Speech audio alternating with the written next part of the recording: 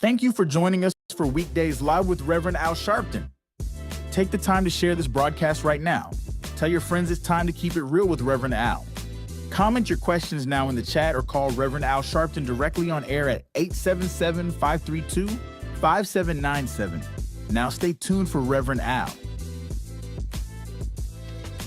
This is Reverend Al Sharpton. As you watch the broadcast, support National Action Network. Go to www.nationalactionnetwork.net and be involved. You can join, take your membership right online, www.nationalactionnetwork.net. Getting ready to start the program, but we need you to be part of the movement.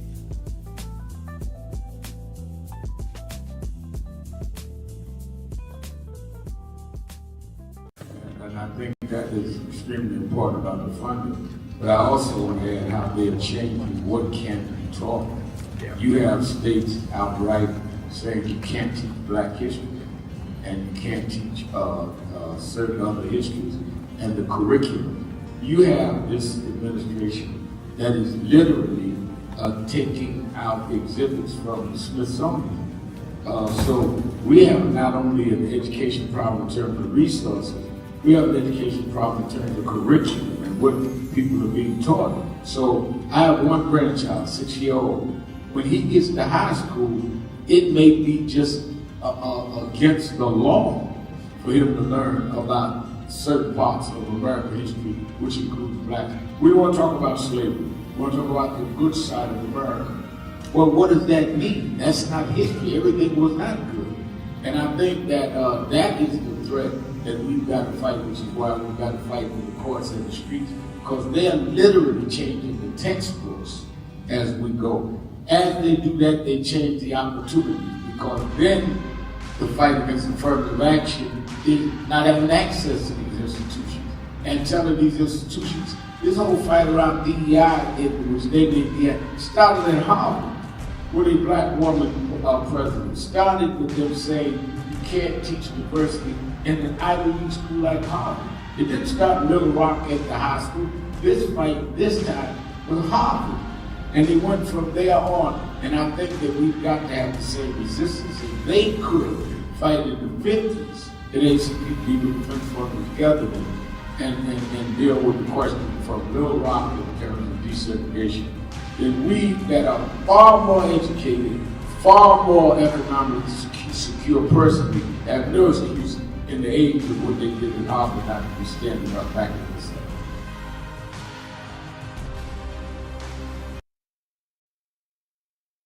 Reverend Al. Rev, you there? I'm here. Yep. All right, you live. It's Thursday, June the 4th. Do you know what time it is? It's Al Sharpton's time. And for the next 3 hours, it's time to put aside all pretenses, deception, denial, or fronting. The time has come to keep it real on Keeping It Real with Reverend Al Sharpton. A very good afternoon to you across the country. And good morning to our West Coast listeners. Welcome to those listening on Sirius XM, Channel 126, The Urban View, where talk empowers and becomes action. Coming to you live from our National Action Network corporate headquarters in New York.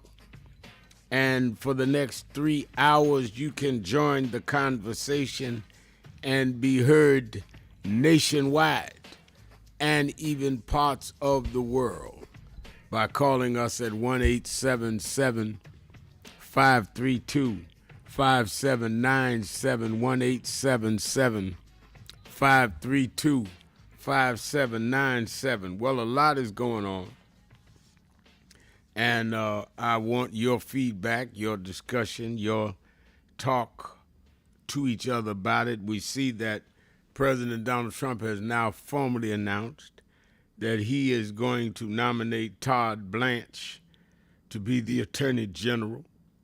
That's no big surprise. Todd Blanche has been the acting Attorney General since they fired Trump's former Attorney General when she did not, let's say she did not rise to the level he wanted. And they expect there'll be some back and forward in the Senate over his nomination, but they may have the votes. And he was Trump's personal attorney, and he'll carry water for the president. That's something we ought to know, but it's not really news.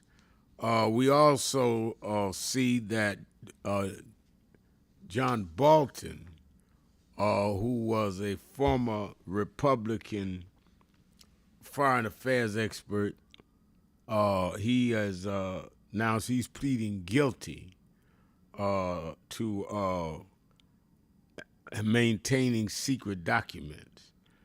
He took a plea on his indictment because he got on Trump's bad list and they went after him. And he's going to take a plea. He faces time in jail, though most people feel that a deal was made and he may pay a fine, but we'll see. Now, something that was interesting in the national news is that there was a war powers resolution about the United States and Iran talks still being unresolved. And there was a vote in the Congress, and the House approved a war powers resolution. Trump called it a meaningless vote and attacked the 4 Republicans who joined Democrats to limit his war powers, calling sensitive negotiations, and they're doing this unpatriotic stuff while they vote. Well, first of all, you're not supposed to go to war, which it is a war, without Congress declaring a war, without war powers being voted on. He has continued this without any check, and though this is probably not going far because the Senate will probably not pick it up, it is noteworthy that there's a dam breaking where some Republicans, some of whom Trump has already been against them in their elections, are actually voting against him. And then this something I alluded to yesterday, but we're going to talk about it today, where the convicted former policeman whose knee was on the neck of George Floyd for over 9 minutes and killed him, and who we marched and did all kinds of things that created the climate to have a special prosecutor in the Attorney General of Minnesota, Keith Ellison, who then got the case. And a lot of people don't know how to connect history. The governor at the time of George Floyd's killing was Tim Walz, who ended up being the vice presidential candidate for Kamala Harris. When I and others called him and said, we can't trust the local Minneapolis local Minneapolis district attorney. We need a special prosecutor. He took my call, he took 1 or 2 others, and he did it. He appointed Keith Ellison, who was the Attorney General of the state, and he would conduct the trial. And Keith won 3 convictions. First time in history of Minnesota, policemen, white police, were convicted for killing a black man. Well, day before yesterday, the Republican state GOP at their convention, at their state convention of the Republican Party, held a moment of silence for Derek Chauvin, the killer of George Floyd. This wasn't some Republicans in the hallway. This wasn't somebody in the alley. This was the convention of the state Republican Party. I'm going to have Keith Ellison on in a few minutes to talk about it. And, I mean, this is outrageous. Can you imagine if a black DA had led to the conviction of a black killing a white, and somebody at our convention or any other convention held a moment of silence for the killer?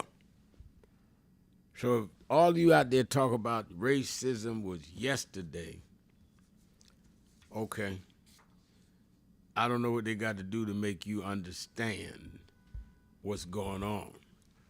We're going to talk to Keith Ellison about that on this show today. We also are seeing that the polls show the status of black young men and upcoming midterm elections, and what are the reasons that black men may stay home.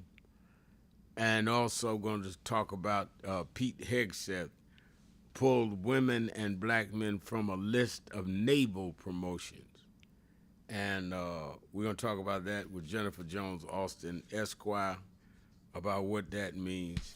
It's a lot to talk about today.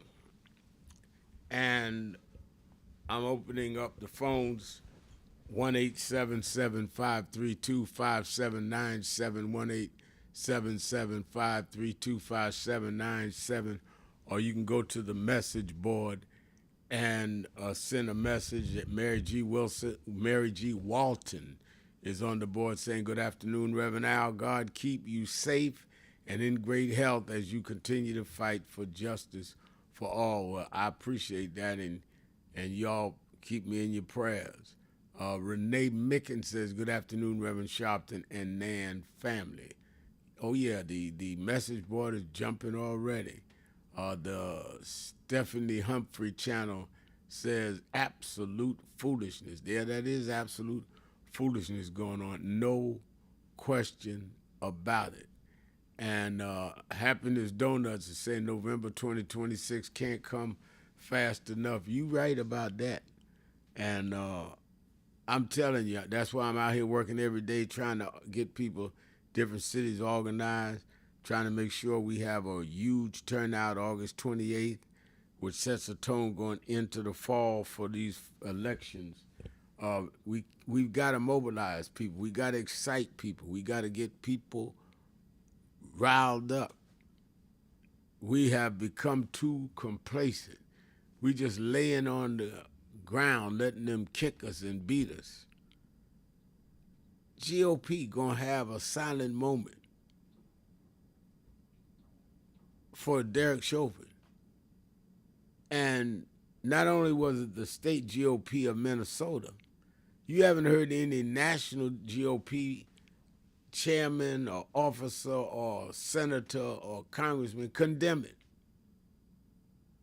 It is absolutely open season.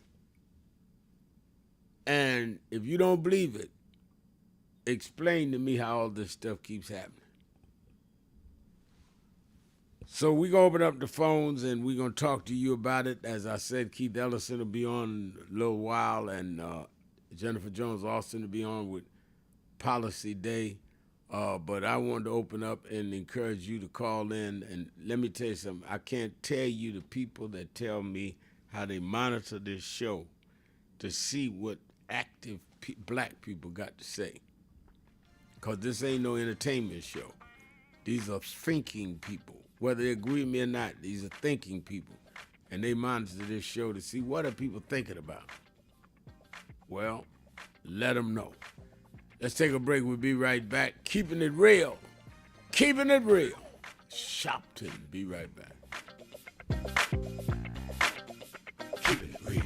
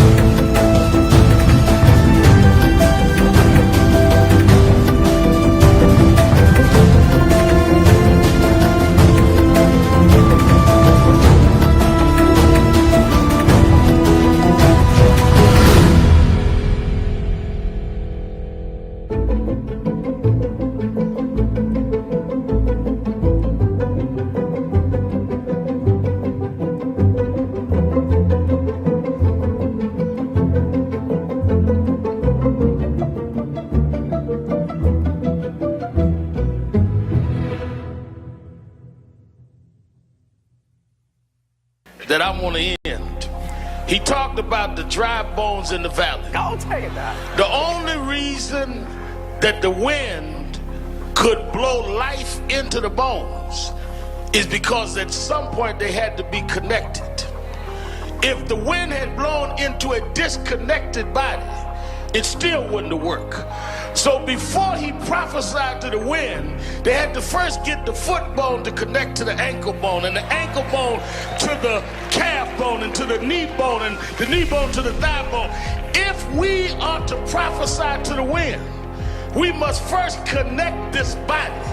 We must connect Eddie Long to Farrakhan and Cornel West to Elders and Lowry to Sharpton. If we can connect this body, then God will blow the breath of life into our community.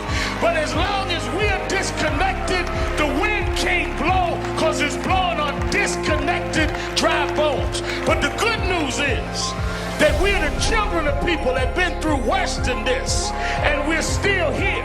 So even though I get despondent, I don't ever get depressed, because I want the world to know you won't beat us, because we're the children of those that took the worst form of slavery and brutality that ever lived, that ever existed. Our parents survived the Middle Passage. Only the strong got here, and then we lost our name, our culture, our religion, and we're still here. But you don't know who we are. We're the children of Chaka Zulu. We're the children of Mary McLeod Bethune. We're the children of Marcus Garvey. We're the children of Martin Luther King. We'll be here. We were first and we'll be last. We know who we are.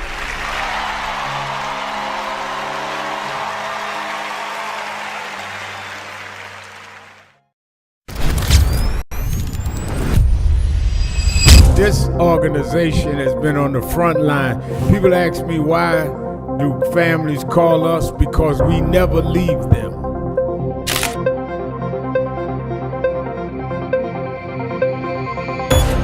No justice.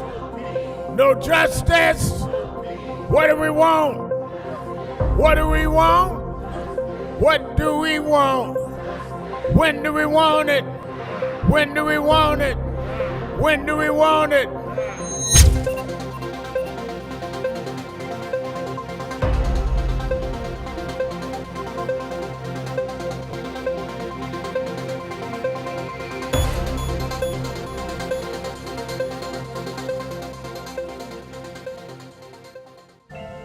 I thank God I was blessed to have both in my life. Both historic, strong figures. But if I misuse them and listen to not only figures that are not as historic as them, but figures that had nothing to do with the calling and purpose of my life, I would live confused. I'd be double-minded. I'm clear. And what I want you to do is be clear. Clear on who you are and why you are. And a lot of that will be exposed to you and others by who you are around and who you allow to enter your head.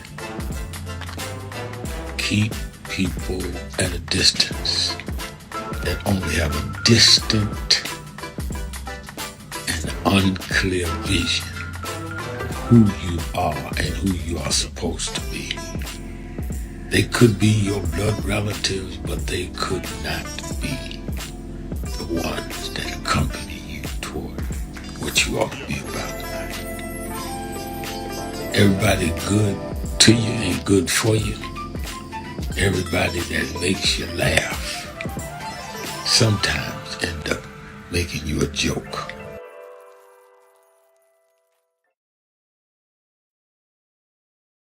Do you know what time it is?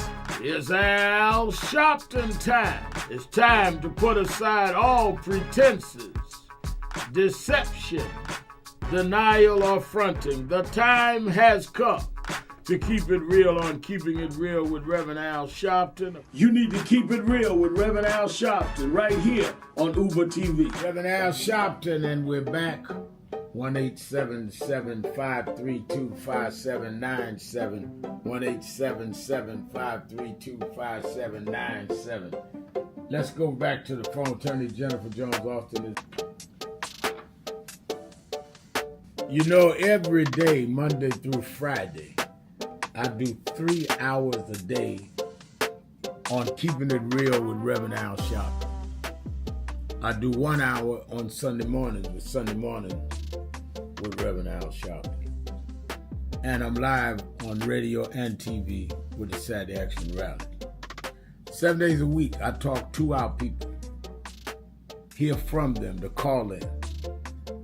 I'm sick and tired of people talking for people that they don't talk to. So go on www.nationalactionnetwork.net. Listen to my show, call in, express your opinion. You don't have to agree with me. But let's start talking to each other rather than about each other and lecturing at each other. Let's keep it real with Sharpton. Happy 20th anniversary to Reverend Al Sharpton on 20 years of Keeping It Real. 2 decades of truth-telling, fearless advocacy, and keeping the people informed and empowered. Thank you for always speaking power to justice and standing firm for what's right. Here's to 20 years of impact and many more to come.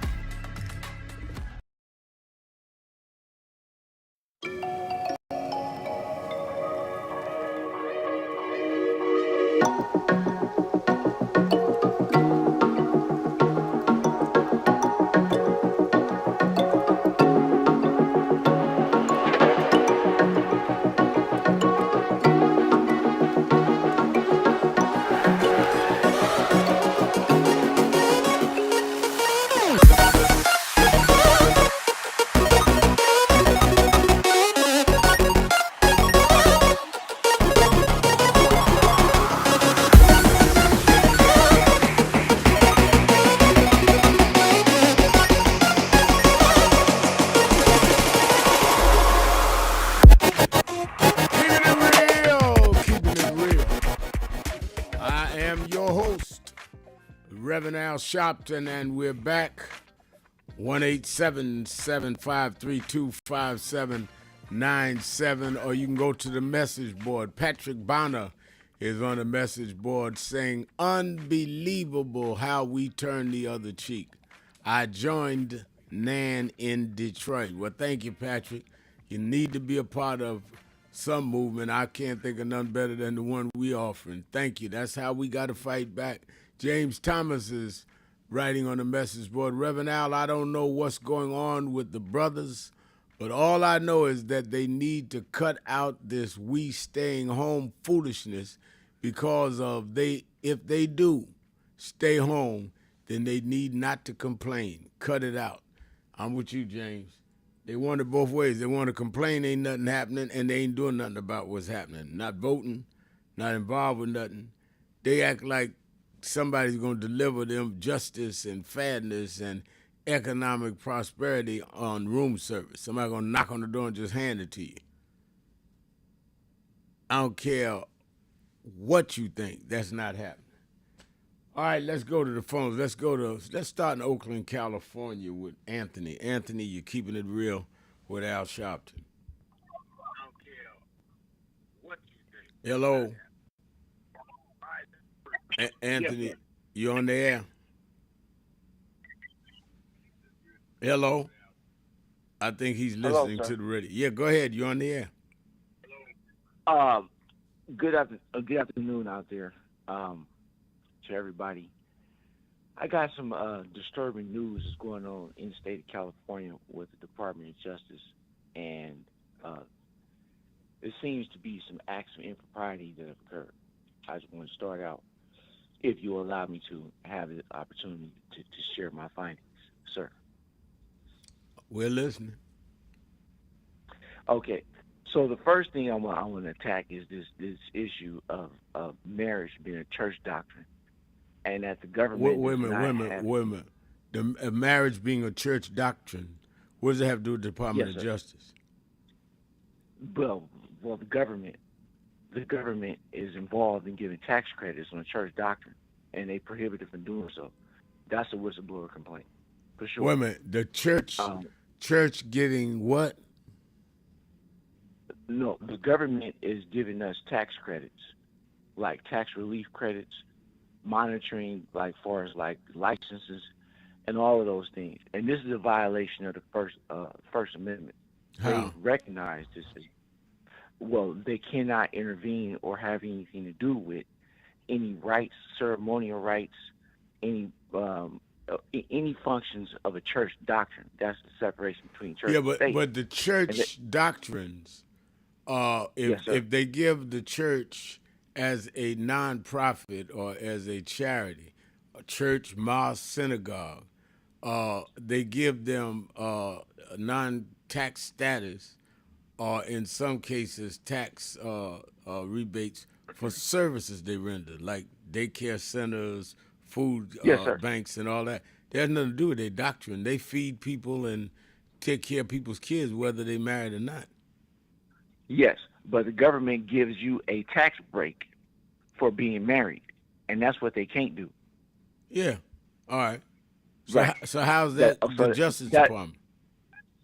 that's well, I know. This is the first thing I wanted to talk about some reparations before we get to that Justice Department and why this is all building up on that. That's the first thing. So 2/3 of that, because I put this whistleblower complaint in to the email for the DOJ. I'm assuming it's going through the process. 2/3 of that is going. I'm gonna start to pop the kitty off with that dedicated to reparations for all Africans. Excuse me, sorry, for all African Americans who have verifiable links to being descendants of slaves. Wait a We'll minute, start but the process two off thirds of what is going through that to the reparations?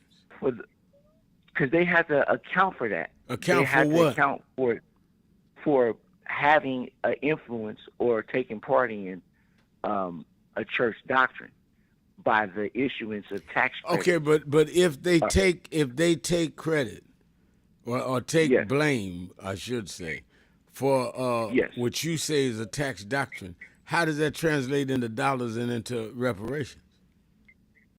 That translates by the fact that when they hold themselves accountable for whatever they're going to be sued for whatever the United States decides to sue itself for, taking part in those actions over a period of decades where they knew or should have known the whole time they weren't supposed to, that's going back to the African Americans.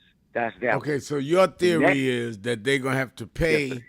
for them having these tax credits because the churches Right. and places of worship had marriage creeds, and out of that, paid 3/4 should go to reparations.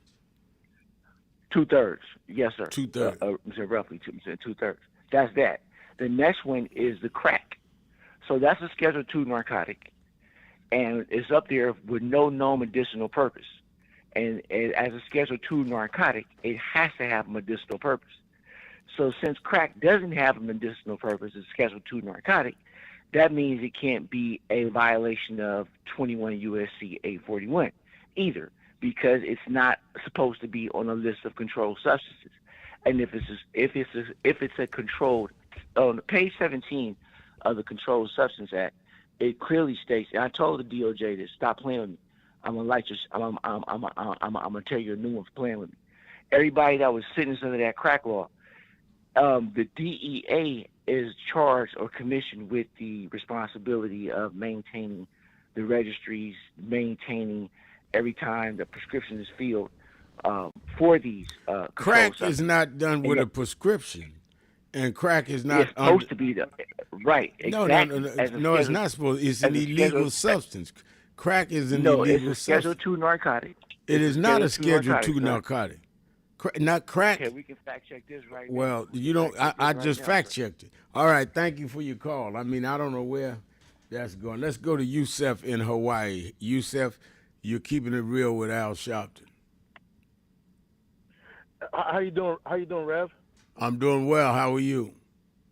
Oh, not bad. I appreciate you, sir. Sir, on this New York and Spurs, I'm hoping this basketball can prepare us for a safe summer. I see they're using the paint at the subway, the blue and orange. I remember working on San Antonio by MLK Drive where I met an artist by the name of David Blancos, a Latino who painted that MLK mural at the east side of San Antonio, where you have the largest MLK march, over 300,000. The brother that does that memorial is a Latino. And paint and beautification of our neighborhoods can really help change the perspective. At the MLK mural at San Antonio, they were lacking lawn care service. And I remember telling you that when I started my small business here in San Antonio, I started a volunteer on the MLK Drive to do lawn care service for that area because it's missing that service. I think, Rev, you're right when it comes to the city and state. They're not meeting the services that we need. Hold on a minute. I hear the music. I'll come right back to you, Yusef. Keeping it real. Yes, sir. Shopton, 1-877-532-5797. We'll be right back. This is an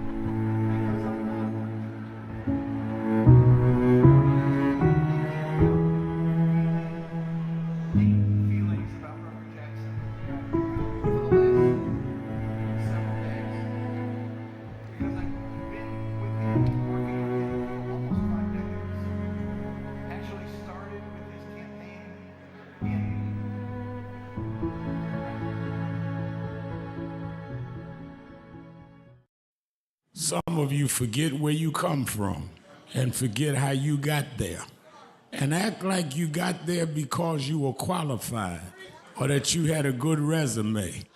But some of us had to pay a price for your resume to even be read. Some of us had to take nights in jails and licks upside the head or shut out of boardrooms like Byron so you could walk down red carpets and act like you got there by yourself. So I received this award with a special place in my heart and on my shelf because I'm getting it from a freedom fighter who never forgot where he came from and how he got there.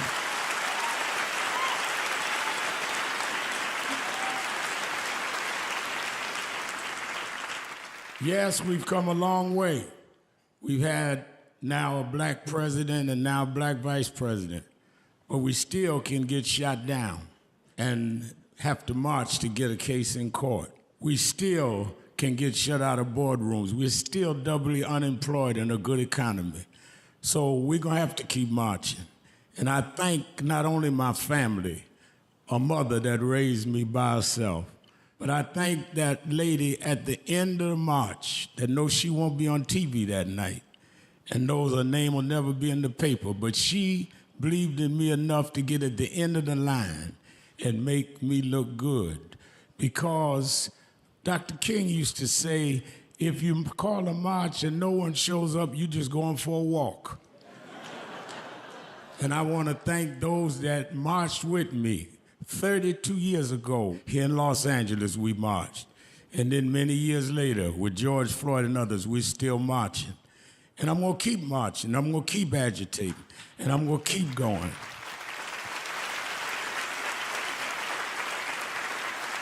Until we don't have to do it anymore. Eddie, known you a long time. Mariah, Chris, and your kids. And I promise you this. The only thing that I really live for is I get up with this dream that every bigot, every racist, everyone in this country that hates will say, damn, he's up again.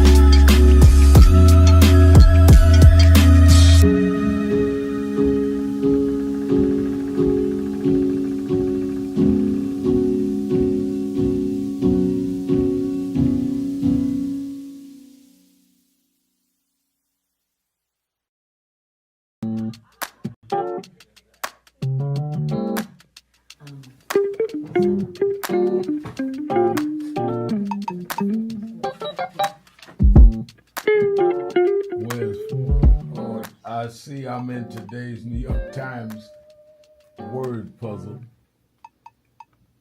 and they're asking what is Al Sharpton's title for short. It's Rev. I didn't know everybody knew that. But the people in the New York Times, they didn't call me Rev. They should call me Reverend. No.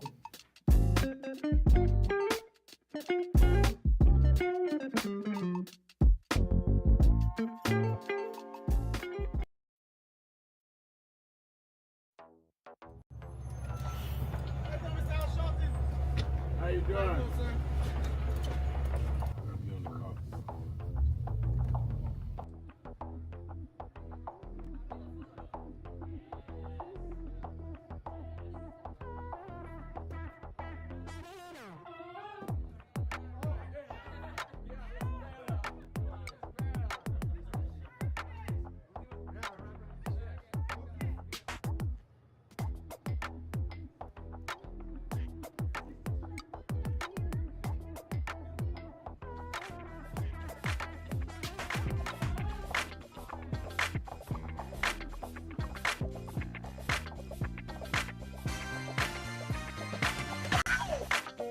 You're live, Rev. Keeping it real, keeping it real. I'm your host, Reverend Al Sharpton. Let's go back to Yusef in Hawaii. Yusef? Yes, sir. That's going back to what you said about services, sir, in the neighborhood. I know in San Antonio, Mayor Ivy Taylor was the one that put on that Coliseum expo for vets and everybody to go start their business. Mayor Ivy Taylor was introduced by Julio Castro, a Democrat, and they hold hands together and work in the community. And I'm glad, Rev, that you're challenging people when they call the show on Democrats. They got to name those Democrats and know what they're doing. It's just like the basketball team. Oh, I like the Knicks, so tell me about the players. Right. And that's how you catch people. You see what I'm saying? Because people say they. Who is they? Who is them? Right? Now we're hearing the name Benjamin Nahu. Let him go fight those people. Let him go fight those people. I mean, I don't have anything against Israel, but I don't vacation in Israel. I don't go to Israel. I don't have property in Israel. I don't have nothing in Israel. I don't even know if I'll be welcome in Israel. You understand what I'm saying? Well, I think about, you're right. You got to separate Netanyahu's policies from Israel. I think you're right about that. Sir. When you look at all of these people talking about these conflicts, they're not the one on the actual battlefield, and we have to talk about that. Now, the military, I want people to listen to this real carefully. The military has a term. I'm going to spell out the first word because that might have young people listening to the show.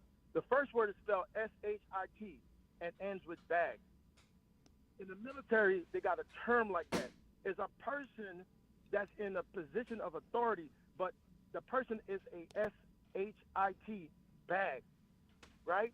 Right. They're toxic people in the workplace where they come in, like you remember I talked about the job interview. Can you work well with people? They're lying in the interview. They're going to say yes. Do you believe in are you going to discriminate? They say no. But when they get on the job, they're going to discriminate. And they're going to take people's money, and they're going to cause people to lose their health care.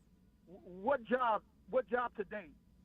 I ask anybody, what job can you go on as a boss and say, I'm going to take your health care and still be on that job? None. I There's mean, no job. I'm thinking none. In this world, Yep. they're lying, Rev. These people talking about I'm going to be fair, but I'm going to block black officers from getting promoted. But it's just not officers, Rev. This is going on in the workforce, in the labor force, of people coming in and blocking people for different reasons. I think we need a watchdog, different watchdogs to come in to these organizations and make sure people are getting promoted on time, getting the proper pay, and somebody monitoring where people don't know each other. When you're looking at this whole conflict, sir, a lot of people are talking about conflicts, but the most important thing that we've seen on the show, they're not on the battlefield. Their kids are not on the battlefield. Some of their kids not even losing money. Some of their kids are gaining money while we out here struggling, sir. And we Hawaii need lost a lot of a lot of programs, sir. Hawaii lost a lot of stuff. Right. Thank you for your call. We need to, that's why we need to be involved. Everything Yusuf said is the reason we need to be involved. I'm seeing that people are talking. I spoke about this yesterday. Rodney Jones, the mayor, saying what was the composition of the jury? Was child charged with first-degree murder? Did the prosecution overcharge? These are legit questions that need to be answered. This is the 14-year-old boy that was shot. The video does not say he stole anything, did anything, and said he was not guilty. I talked about it yesterday because I spoke to his mother on day before yesterday. Reverend Nelson Rivers, that heads South Carolina National Action Network, is down there with the family. So I will be giving updates on that. It's absolutely egregious as far as I can see, and I'm getting all the facts. And I'm sure we'll do something on it as well on Politics Nation this weekend. All right, let's go to Philadelphia, WURD, Disco Brian. You're keeping it real with Al Sharpton. Hey, Rev, first, if I can, I'd like to thank Minnesota AG Keith Ellison for his excellent leadership and also for endorsing the candidate I voted proudly for here in our Philly primary, State Senator Sharif Street, who's been busy ever since his defeat in service to us, his constituents, while unfortunately the chaos agent who won, Chris Rabb, has been busy endorsing every DSA-approved candidate all over the country and caring nothing about his constituents, from what I can tell. So thank you, A.G. Ellison, if you're listening, for endorsing this substantive candidate who's also, like you, an exemplary black American Muslim over the populist friend of Hassan Piker who won. Rev, turning to my main meat of my call, remind me again, how much time do you or your staff have to vet every podcast or live stream who invites you and you may want to go on to assess how aligned or how oppositional they are to NAN's mission, to Black democratic leadership, and to democratic coalition building? How much time? Yeah. None. I go on Right. anywhere that I'm invited because I'm going to take my position no matter what it is. You know, before I did started Politics Nation, MSNBC, I would do Sean Hannity's show, and we totally disagree. I've done Bill O'Reilly's show. I used to do Geraldo Rivera's show every Saturday on Fox. I'm not afraid to get on anybody's show because I'm going to say the same thing no matter what.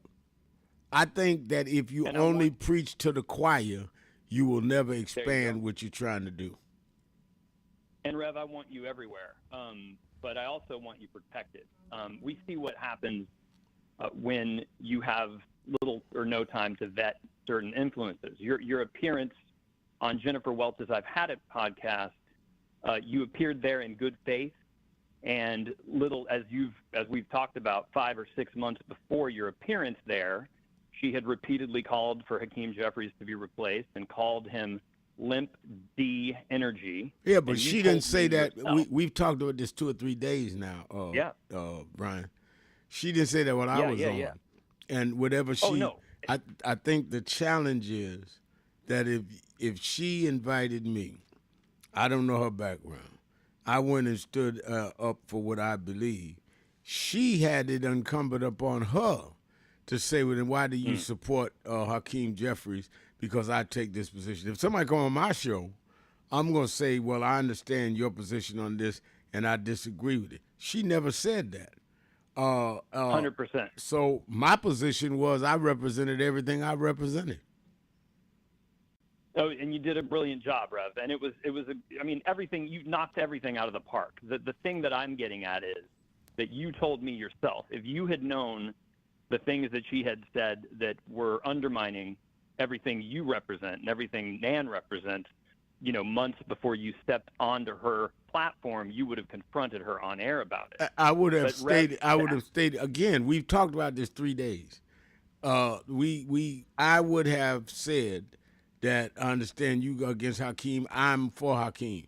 But again, I still would have gone on, and I would have challenged her if I knew that. Absolutely, Rev. And all I'm saying is, I'm saying we're giving her too much attention on my show. We've talked about this 3 days. I hear you. You're advertising her I hear show. You, Rev. No, I understand. What my concern is this, right? In the description under her that interview with you, there was no links to the work you're doing, no links to National Action Network, no promotion of the August 28th march in D.C. It was just a link to her book coming up. So in my view, she kind of used you to sell her book. And in the week since I first called about it, Rev, we have built out a sample brief on her show and other shows which documents specific dates, episode titles, and timestamps, exactly what you would have known before you sat down with her. And see, if you'd had I think you should get that to us. Get that to our office. Thank you, Rev. Just a minute. I'm not going to go through this 3 days in a row. I'm not going to do this, Brian. I hear you. So if you get me the stuff, we will see how it works and get back to you. But I'm not going to let us spend a half a week advertising somebody else's show. Thank you for your call. Let's go to Brother Jacob in Philly, WURD. Brother Jacob, you're keeping it real with Al Sharpton. Peace be unto you, Reverend Sharpton, and to your worldwide listeners. You know, Rev, I'm like you. If you can stand the heat, you cool in anybody's kitchen. And I don't want to give them that kind of attention. I just don't. Yeah. I love Brian. I think Brian means well, and I think he's mad because these people are misusing us. But don't give them that kind of attention. Like one of the big guys, businessmen, said that the Knicks, two of the brothers wanted me to come when they'd play in New York. I know you don't want to go and Trump go. I said, I don't care if Trump's there. If I'm going there to support the brothers in the Knicks, I don't care where Trump is. I think we empower people by letting them dictate our reaction. I will go anywhere, anytime, and I'm going to be the same Al Sharpton. That's how I live. Now, other people that don't want to do that, I understand that. That's fine. Yeah. Hey, you look, I'm like, Bundini told Ali, I say to you, rumble, young man, rumble. Yes, sir. But look, you know, Reverend Al, you got a call for all hands on deck, right? And that's what we're going to need. We're going to need American patriots, the real freedom republic constitution of an Americans that understand. We just went through Memorial Day, what people gave the ultimate sacrifice, their lives, for this freedom and thing that we're building here. Because it ain't perfect yet, but we got to keep working towards that perfect union. But the gerrymandering thing, this black vote. Now, y'all see that these people are gerrymandering the black vote, right? So that's proof that we're going to need others, Right. other Americans to help us do this thing, right? And men always drawing lines, you know, to do counties and states and countries, right? My thing is, Rev, I pray we start drawing circles, right? Because when you draw a circle, you can go back to what that African-American pilot on that last moon mission said after they came from around the dark side of the moon. And he saw this blue marble, this circle, that the Almighty God, the Creator, gave us all this place to make home for a while, right? Hold on 1 minute. I got to take my break. Hold 1 minute. We'll be right back. Keeping it real. Sharpton. Be right back. Keeping it real.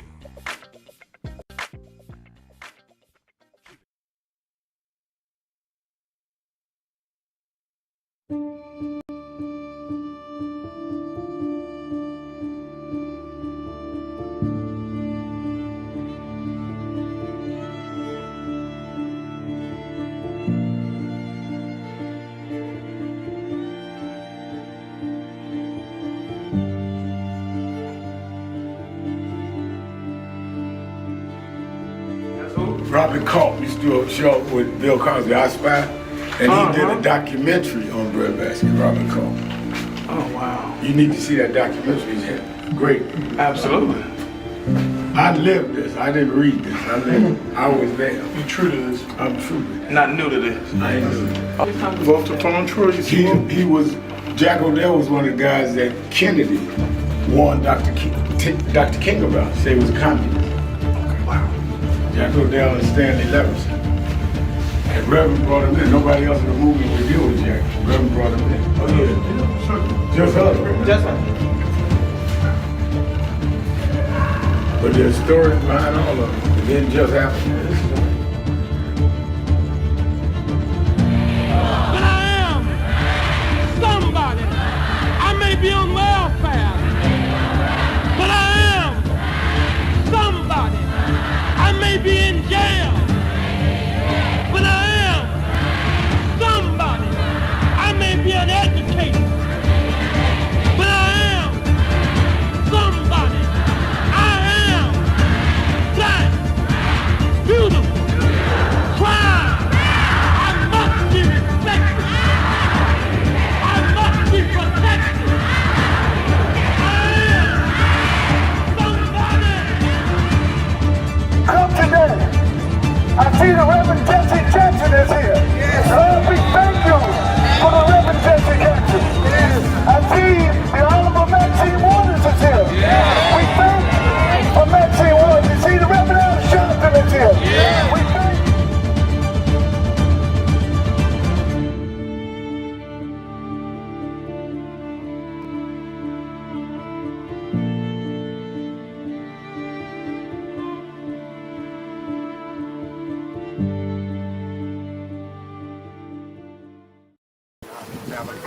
We have a short visit today. So we just wanted to greet you all and thank you for allowing us in. Yes, sir. We would go, we was here. They were on the plantation. Our family was on the plantation. Wow. And that's, of course, that's the slave house. It's one of those slaves.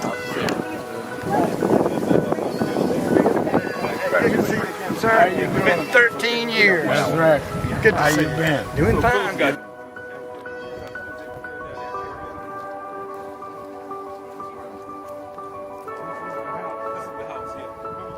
Right, last time. And we, Alexander Shaw.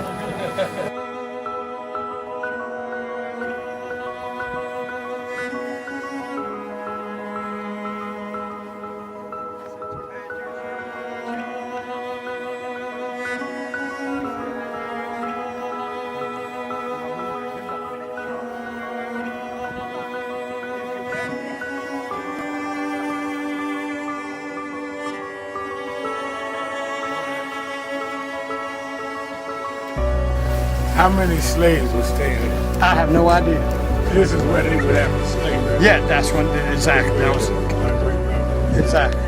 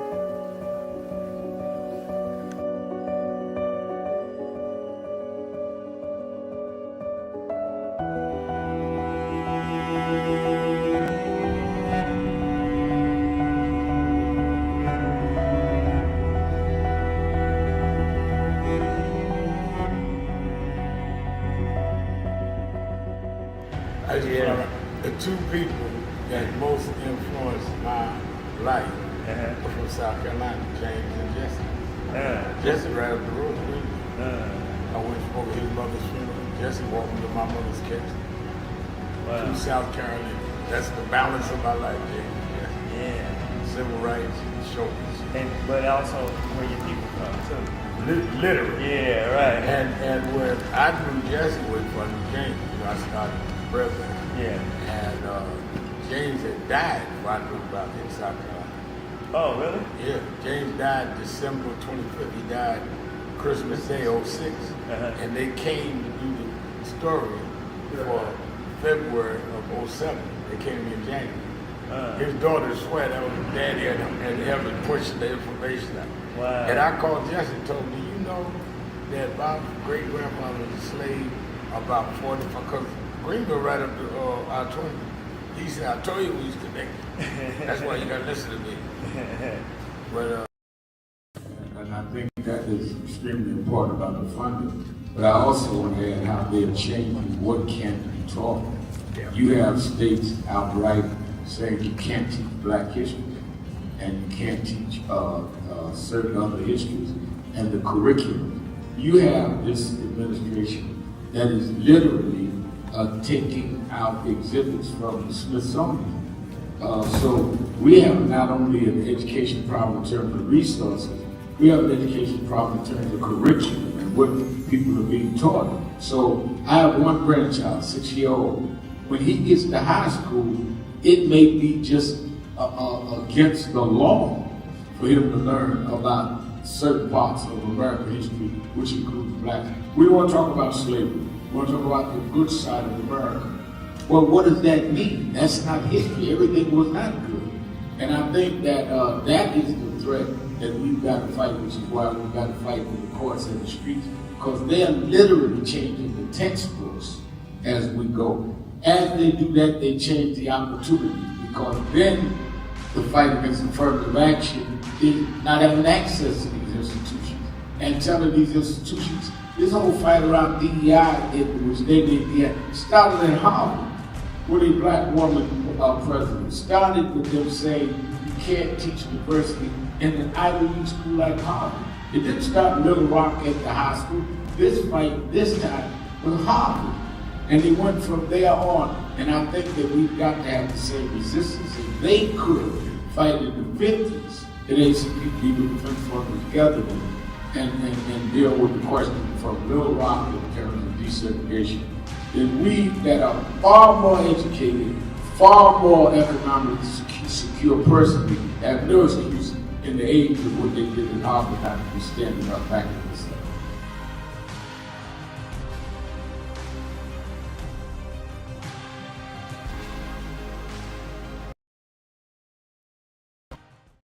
Hello, New Orleans. Let me tell you straight. They did not think we could come and be here tonight. They cut budgets and advertising, but one black man, Rich Newton, said, I don't care. My families come together every 4th of July weekend, and Essence will happen, because that's who we are. Give a big hand to Rich New Dennis for bringing us back.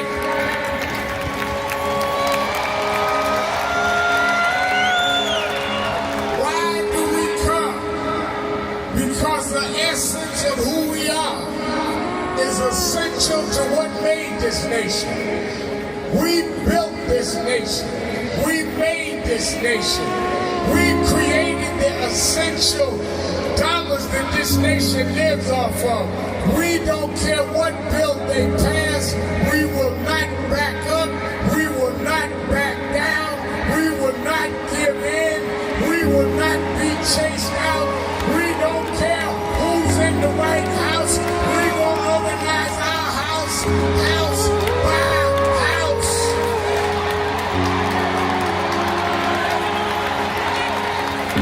We came over the Middle Passage. We survived slavery. We survived Jim Crow. Don't you give up now. Don't you turn back now. Stand up, black man. Stand up, black woman. Reclaim your dignity. Reclaim your place. So we stand with the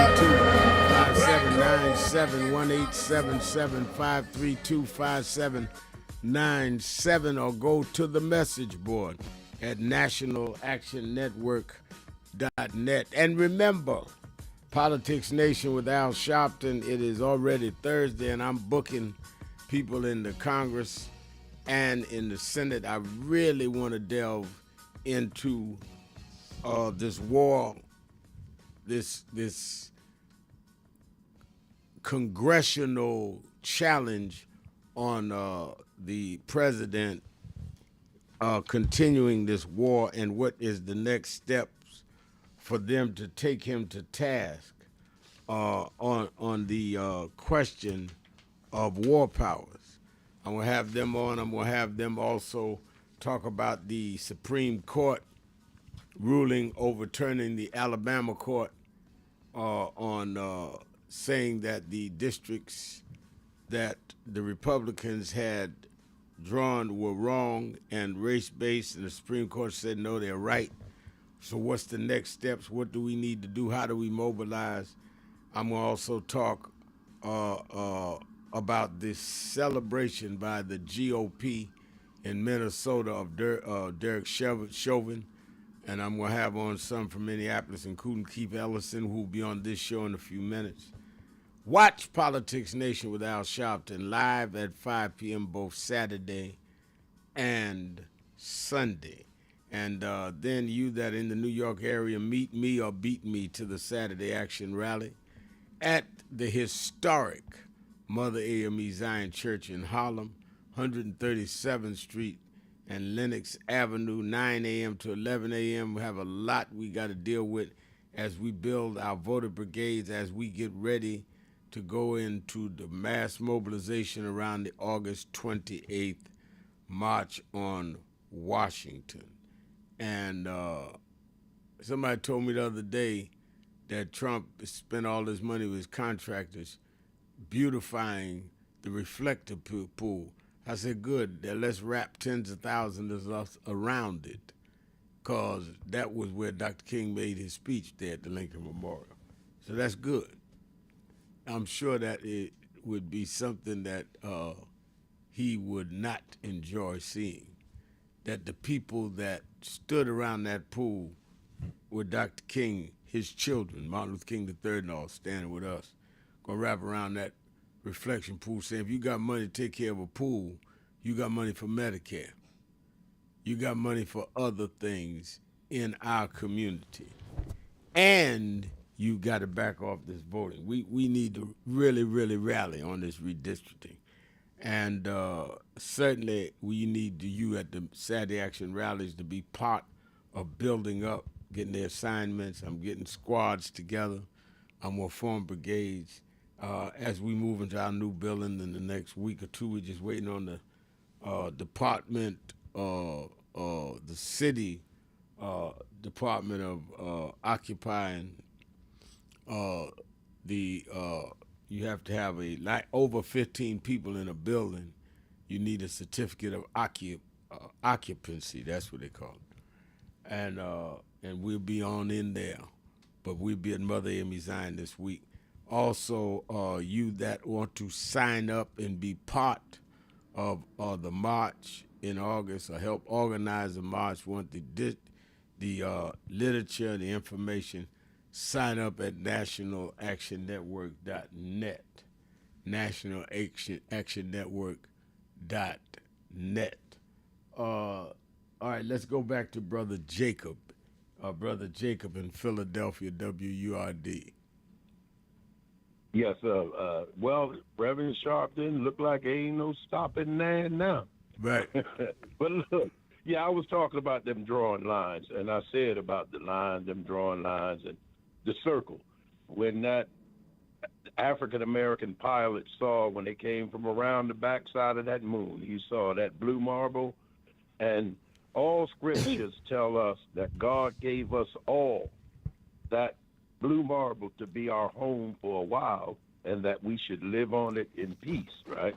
And so, and I'm going to tell you, from coming from Philadelphia here, Revelations of the Bible addresses it. It talks about unto the churches of Philadelphia. And I'm saying, Rev, we got some lovely churches that's doing a lot of work to bring back the human spirit, the Holy Spirit, I'll call it. And mosques and synagogues should be doing it. If we do that, we're going to be all right, Rev. But look, the New York Knicks, the way they spanked the Sixers, I wanted the big payback, like the Godfather. the big pay. I wanted that. But now that I'm looking at them, man, look like it ain't no stopping the Knicks, man. That Brunson, now he got a Philadelphia connection because he went to Villanova. Yeah. And then he got a Pope connection because Pope Leo was at Villanova for a while. So I don't know, man. Yeah, don't well, like I had Spike Lee on Politics Nation Sunday night, and he got some of these Knicks. I'm gonna go check out one of their games. I support the brothers, and they're positive. Some of them are involved in the community. But you got a lot of fever up here in New York for the Knicks. This first time since, I think, 1999. Ain't nothing wrong with supporting your home team. But yeah, yes, sir. All right, well, we all gonna right, see thank you what's for up. your call. But Let me go to Ray in Cincinnati, Ohio, the Buzz. Ray? Yes, sir, Rev. Thanks for taking my call. Rev, let me ask you two quick questions before I get to 60 minutes. You think Trump is brave enough to go to the next game? Yeah. Or is he just brazen enough to do it?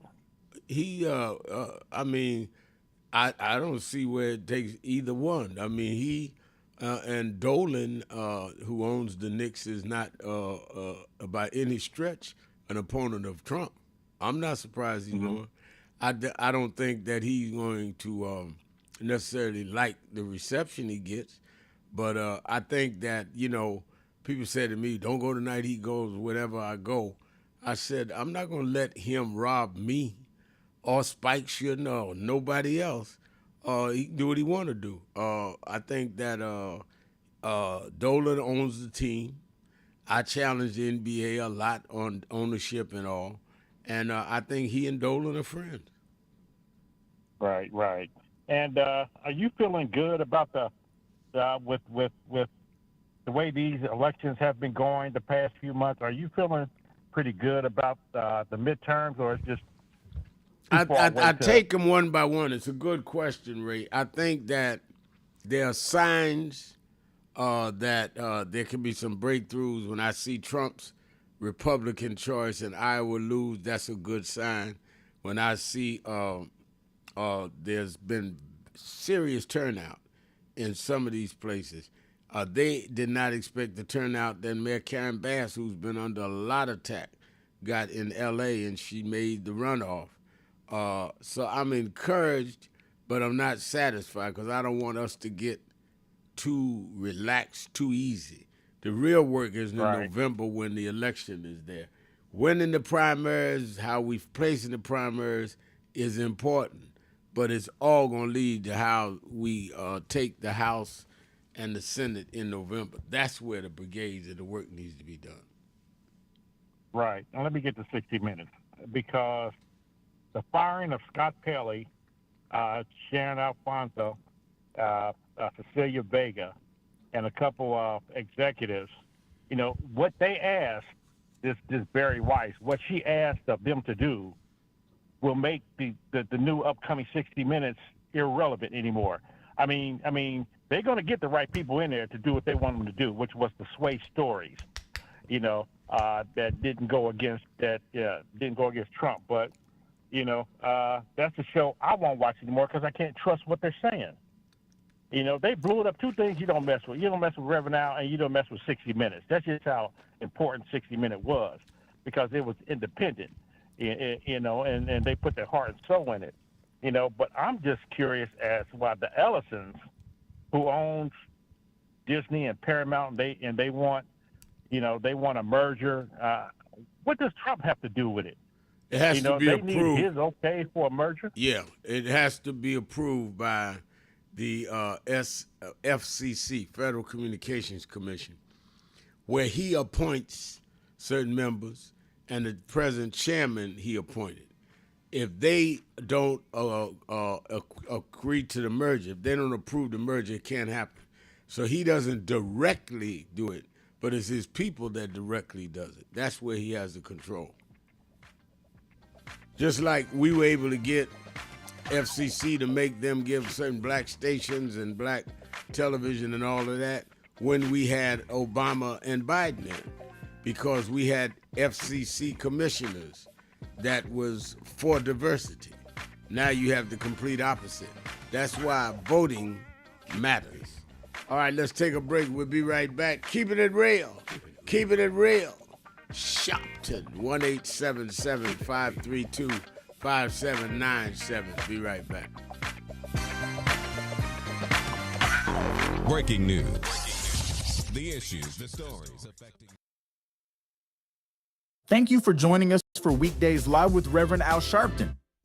Take the time to share this broadcast right now. Tell your friends it's time to keep it real with Reverend Al. Comment your questions now in the chat or call Reverend Al Sharpton directly on air at 877-532-5797. Now stay tuned for Reverend Al.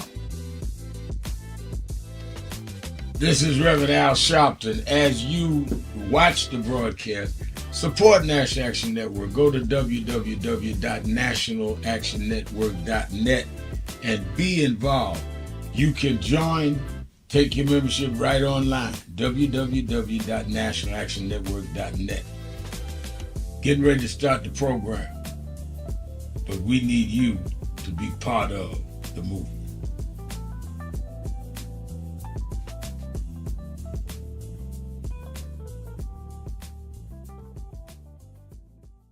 Some of you forget where you come from and forget how you got there, and act like you got there because you were qualified or that you had a good resume.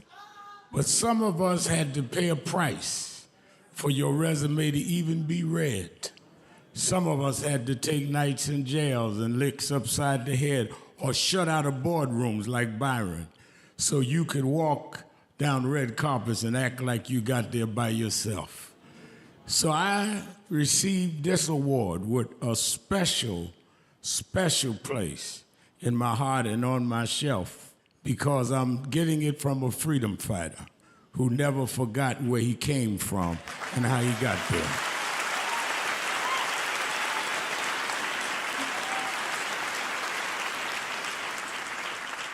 Yes, we've come a long way.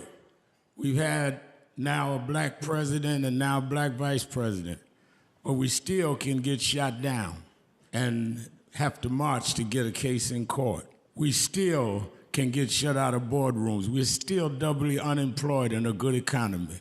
So we're gonna have to keep marching. And I thank not only my family, a mother that raised me by herself, but I thank that lady at the end of the march that knows she won't be on TV that night and knows her name will never be in the paper, but she believed in me enough to get at the end of the line and make me look good. Because Dr. King used to say, if you call a march and no one shows up, you just going for a walk. And I want to thank those that marched with me. 32 years ago, here in Los Angeles, we marched. And then many years later, with George Floyd and others, we're still marching. And I'm gonna keep marching, I'm gonna keep agitating, and I'm gonna keep going.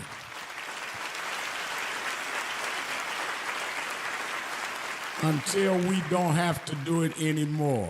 Eddie, known you a long time, Mariah, Chris and your kids. And I promise you this, the only thing that I really live for is I get up with this dream that every bigot, every racist, everyone in this country that hates will say, damn, he's up again.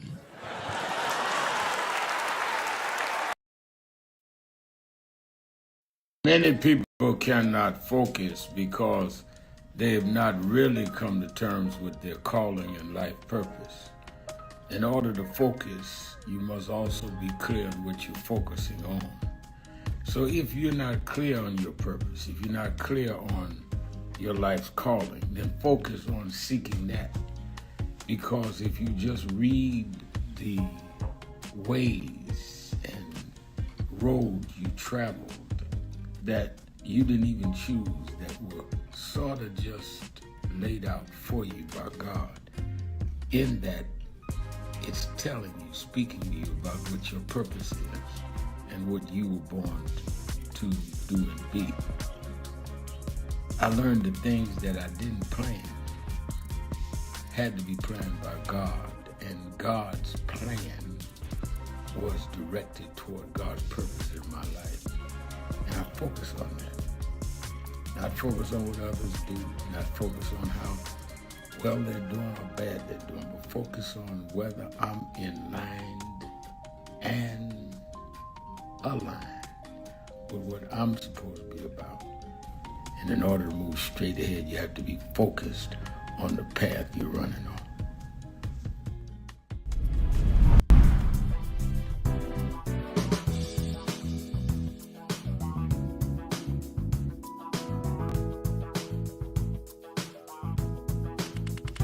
This is the first Thanksgiving I'm here in New York. Over 20 years. I'm just glad to be here with Rev today and to hand out the food. It's a blessing. It's a blessing. It's a blessing. It's Erica Ford, the Peace Doctor in the building. Here at the National Action Network, it's about thanks. It's about giving.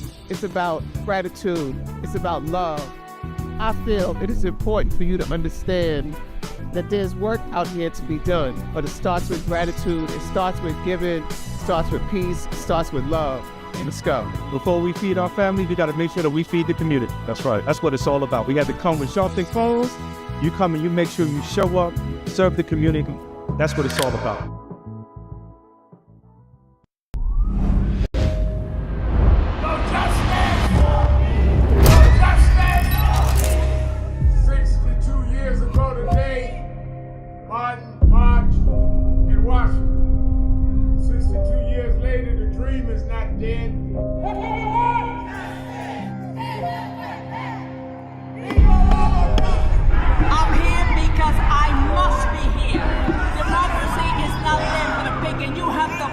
Democracy, that's what it is. What Trump will erase, we will replace. tried to turn it into a nightmare. We come to Wall Street rather than Washington this year to let them know you can try to turn back the clock, but you can't turn back time. We gonna keep the dream alive on Wall Street.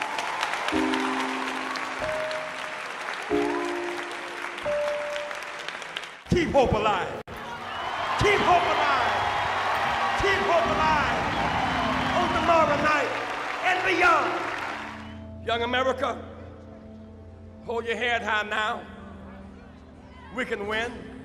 You must never stop dreaming. Face reality, yes, but don't stop with the way things are. Dream of things as they ought to be. Dream.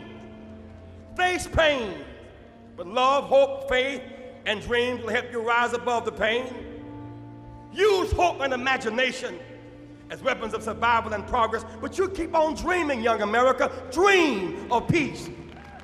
Peace is rational and reasonable. War is irrational in this age and unwinnable. Dream of teachers who teach for life and not for living. Dream of doctors who are concerned more about public health than private wealth. Dream of lawyers more concerned about justice and the judgeship. Dream of preachers who are concerned more about prophecy than profiteering. Dream on the high road with sound values. You must never surrender to inequality. Tony Wafer, Los Angeles chapter, NASDAQ Network. He just came here to New York a couple days ago, had to stop by the House of Justice, and I sure enough found some justice. So I know I can leave here feeling like I got peace.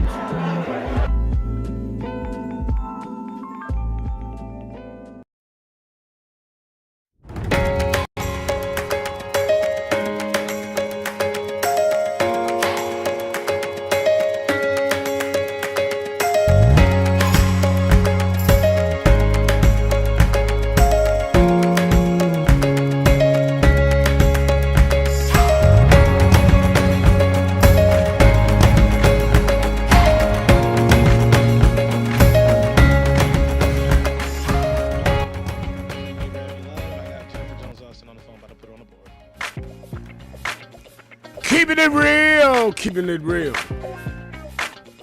I am your host, Reverend Al Sharpton, and we're back.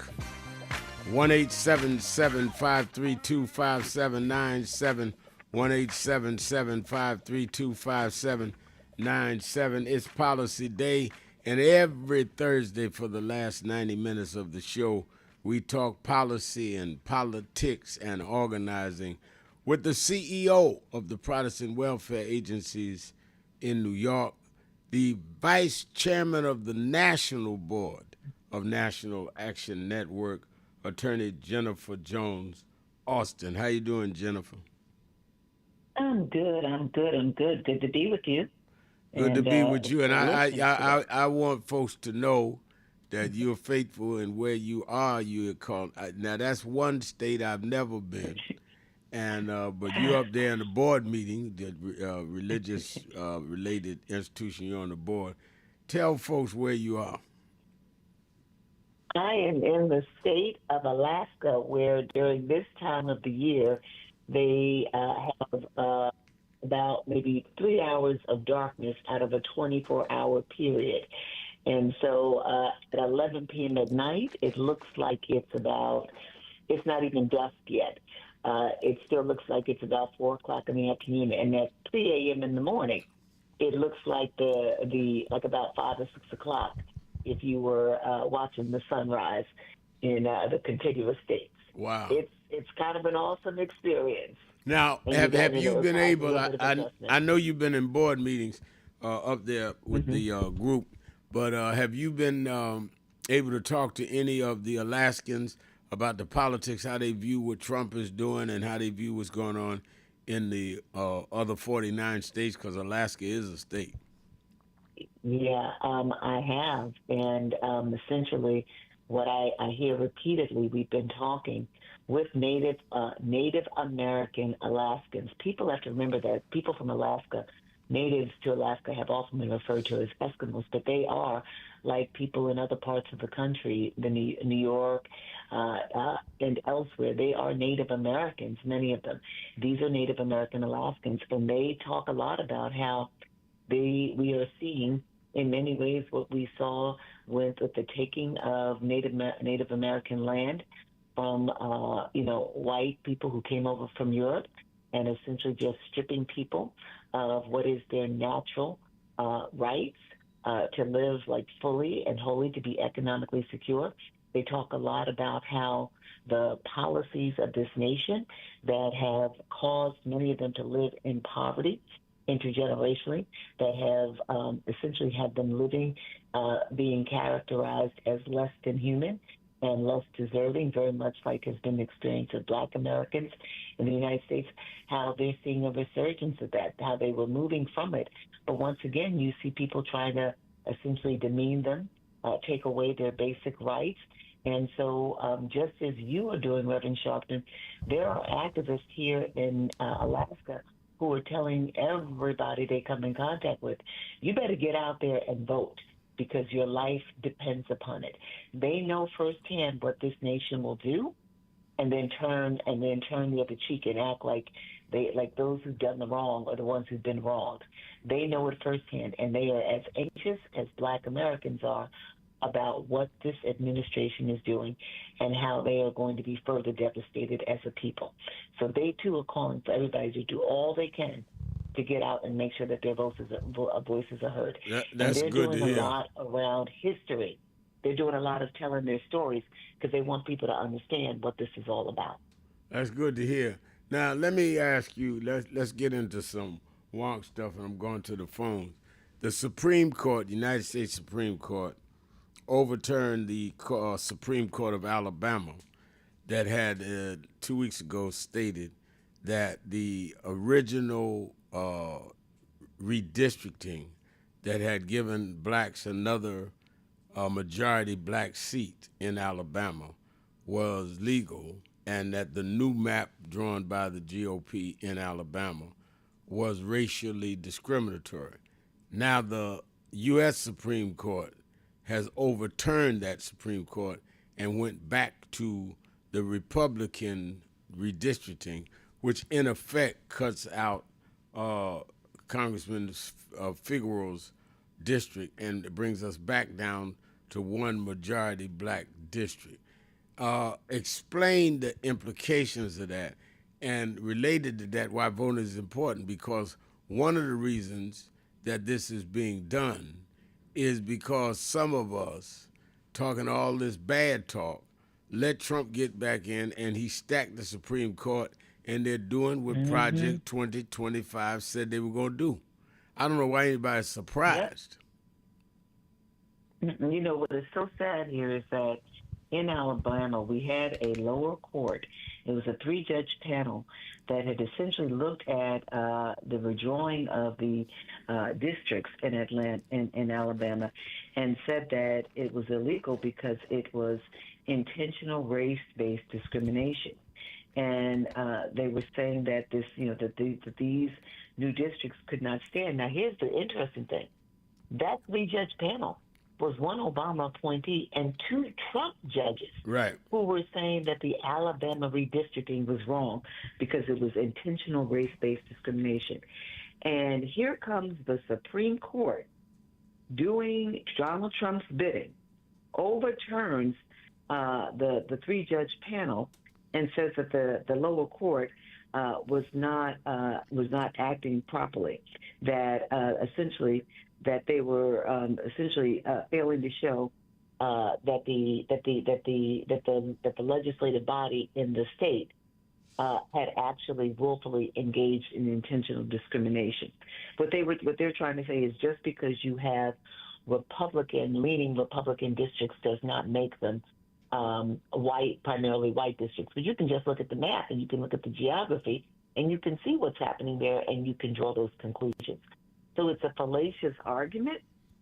What's going to now happen is we're going to be left with 6 Republican-leaning districts and just 1 Democrat-leaning district in the state of Alabama. And that's going to tilt the ultimate outcome with respect to the congressional legislative body. So it gives Donald Trump yet another win. We're now dealing with 10 states across the country with all of this back and forth nonsense. And I'm just going to tell you, Reverend Shelton, my fervent hope and prayer is that people, the good in people, they will see how this president and Republicans are not really acting in their best interest. They're acting in their self-interest. They're not really concerned about the will of the people.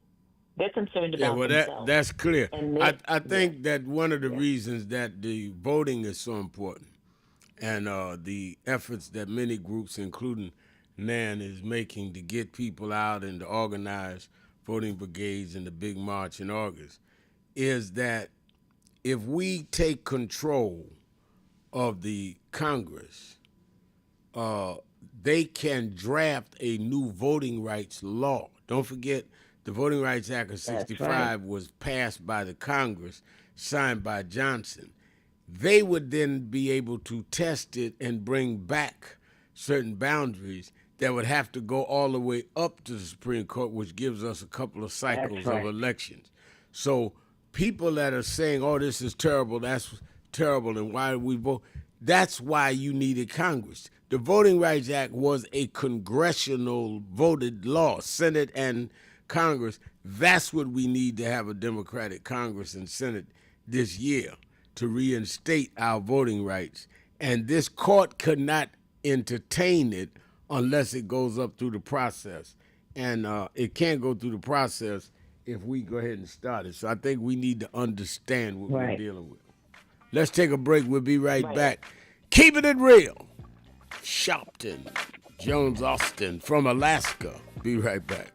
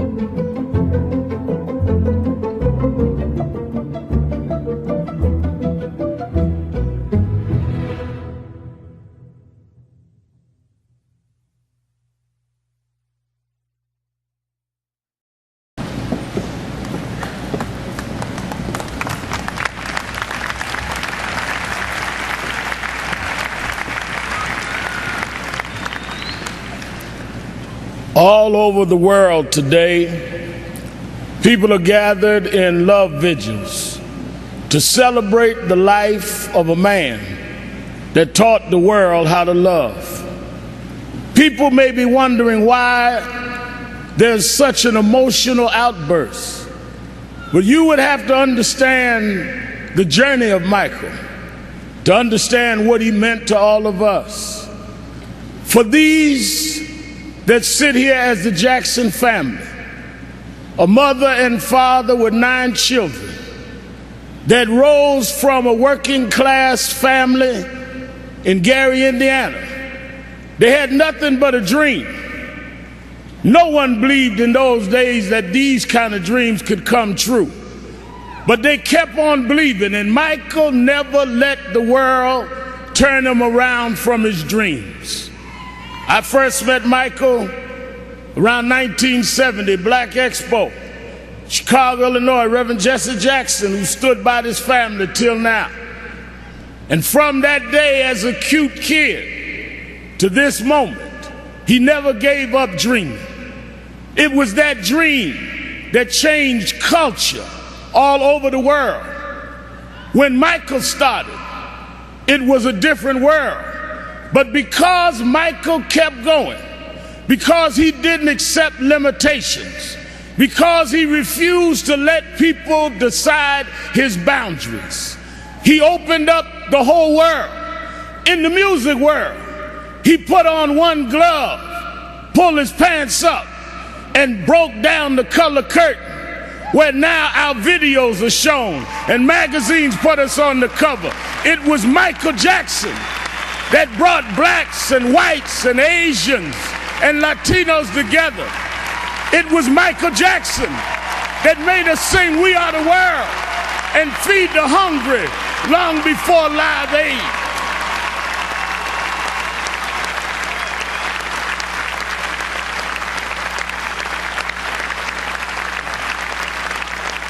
Because Michael Jackson kept going, he created a comfort level where people that felt they were separate became interconnected with his music.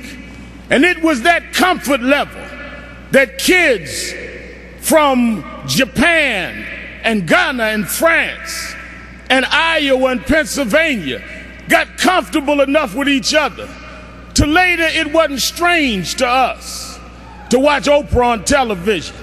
It wasn't strange to watch Tiger Woods golf.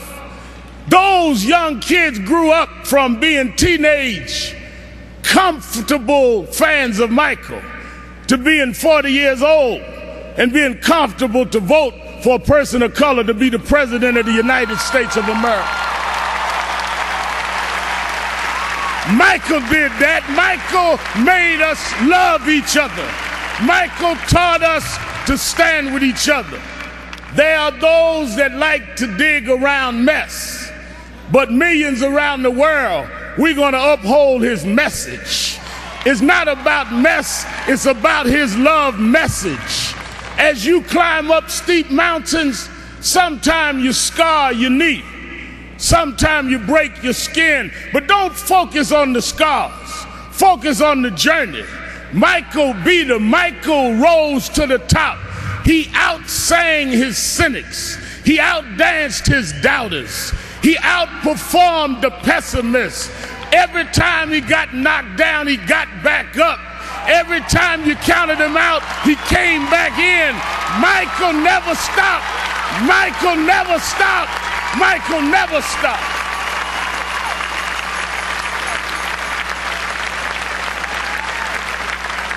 I want to say to Mrs. Jackson and Joe Jackson, his sisters and brothers, we thank you for giving us someone that taught us love, someone that taught us hope. We want to thank you because we know it was your dream too. And we know that your heart is broken. I know you have some comfort from the letter from the President of the United States and Nelson Mandela, but this was your child. This was your brother. This was your cousin. Nothing will fill your heart's loss. But I hope the love that people are showing will make you know he didn't live in vain. And I want his 3 children to know, wasn't nothing strange about your daddy. It was strange what your daddy had to deal with, but he dealt with it.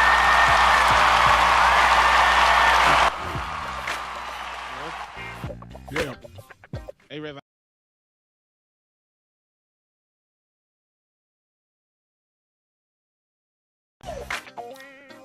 Keeping it real, keeping it real. I'm your host, Reverend Al Sharpton. Attorney Jennifer Jones Austin is our co-host. Let's go to Metaverse to Mr. Wells. Mr. Wells, you're keeping it real with Al Sharpton and Attorney Jennifer Jones Austin. Yes, thank you, Reverend Sharpton and Ms. Jones. Look, I have to say I concur not what she's saying about Alaska. And if we're having conversation, speaking in Alaska relative to the terms of the lower 48 in congressional representation is not going to work. Alaska has a population of less than 1 million, all right? The districts you all are talking about, one congressional district for the population, like your district, Reverend Al, when you all moved to over there, that district is represented by Adriano Estelat. It was Wrangell's district, all right? These districts, just so we'll know, there's been a fluidity since every 10 years by the Constitution article, we have to go and do it. What has happened, Reverend Sharpton, Wait. We have to go and do what? You have to redistrict as the population shifts. No, like your that is, district right now. no. Every 10 years, we do a census. And, right, and it gets redistricted. Just a second. And the census determines the population. If it warrants a redistricting based on population shifts, they redistrict. If it does not warrant that, it doesn't do that. They did not redistrict Harlem. They just maintained the same lines, but the composition of Harlem changed with gentrification in other areas. So that Esbiot did not. Esbiot won the same district that Wrangell had won the term before him. Same district. But it was District 15. Now it's number 12. Right. But it's the same district. Something has changed. When Esbiot ran, it was the same district that Charlie Wrangell had ran in two years before that. Is that not right? Okay, no, but here. No, I asked you a question. No, you're incorrect. Let me tell you why. Please allow me to respond fairly. The percentage of Hispanics. No, I'm not going to let you. I'm not going to let you play that game. You said that they have to They said, well, no, we're not having a conversation. We're on radio. You and I are not having a private conversation. So no, we're not. I'll repeat it. We're not having a conversation. We are going to make a statement. I'm going to answer and make a statement, or Jenny, and you can make a statement. But we're not going to sit up here and act like ain't nobody else on the phone. We're not having a conversation. So let me. But you're not talking about the people's business now. Yeah, I'm definitely talking about the people's business. What I'm saying is that to say that they redistricted every 10 years, without dealing with the fact that it goes by the makeup of the population, is misleading. If the population changes, they redistrict. They did not make that determination that led to Esbiot. That's what you said, and that's not. What year was Esbiot elected? He was not elected in a year of the census. He was elected after he had ran against Wrangell in the same district, was defeated, and he ran again. It's the same district. It's not, look. It was 15 with Wrangell. It's 12 with Esbiot. Some of the areas, some of those voters have been retained because of where they lived then. Some of them because we tore down a dense housing population and put in high-rise homes. You didn't have when the population density shifts, the district will shift, and that's connected to public that's housing. true. But you said that they redistrict. That's not just true. That's a fact. Okay, well, okay. Let's go to somebody. You want to argue? The fact is that you said they redistrict every 10 years, and that's not true. Because then you're trying to say that it's just automatically every 10 years they do redistricting. And that justifies what they're doing in Alabama. And that's not true. It's just factually not true. Hold on a second. No, I'm not going to hold on a second. You've been on 4 minutes, and you made a statement that's just not true. They redistrict according to how there is population. It is not an automatic that they redistrict every 10 years. And that's what you said. Let's go to Keith Ellis. All right. Let me go to our live line. as I said, this atrocious activity in the state of Minnesota is alarming at best, and the one that has raised this to national attention is the one that prosecuted and won the conviction of the killers of George Floyd, and that is the Attorney General of the state of Minnesota, Keith Ellison. Keith Ellison is on our hotline. Attorney General Ellison. How you doing there, Brother Rev? Thank you for calling in. This is outrageous. Explain to our audience what happened. So the state conventions are happening all over the United States, including Minnesota. The Republican state convention was happening in Duluth, Minnesota. Somebody rose from the floor and said, we need to have a moment of silence for Derek Chauvin. The person presiding over the meeting was a state legislator named Daniel Nadeau. And Mr. Nadeau said, well, is it the will of the body to do this? And they all said yes. And then they all did a moment of silence for Derek Chauvin. No moment of silence for George Floyd. No moment of silence for the victims. No moment of silence for his family. No moment of silence for the community. No moment of silence for the police officers who do a good job every single day protecting our citizens and abide by the law and the Constitution. Not even in a moment of silence for the troops who were killed in the Gulf because of Trump's war, but for Derek Chauvin. I mean, that is outrageous. And there was no objection from anybody in that convention. No objection yet from anybody. It's been, so like today is Thursday. This happened last Saturday. And between that time and now, no one has stepped forward and said, from that party, and said, this is morally wrong. We should not be doing this. This is absolutely improper. And so my thought is, yeah, one person says one thing one time, you can't blame a whole party for it. But nobody has said anything. In fact, they stepped forward to defend it. And so they're making it real clear to me that, despite the fact that he had a fair trial and had appeals, had every trial right, lost at trial, lost on appeals, they don't accept the rule of law. And I can only come to one conclusion, Rev, and that conclusion is this, that it's not, they don't really believe he didn't get a fair trial. They believe that a person like George Floyd, life is simply not important, and that a person like Derek Chauvin ought to be able to kill him and not have to deal with any consequences. That's the only logical, rational conclusion that I can come to, and nobody in the Minnesota Republican Party has stepped forward and said, no, actually, this was a mistake. And I'm still waiting on it.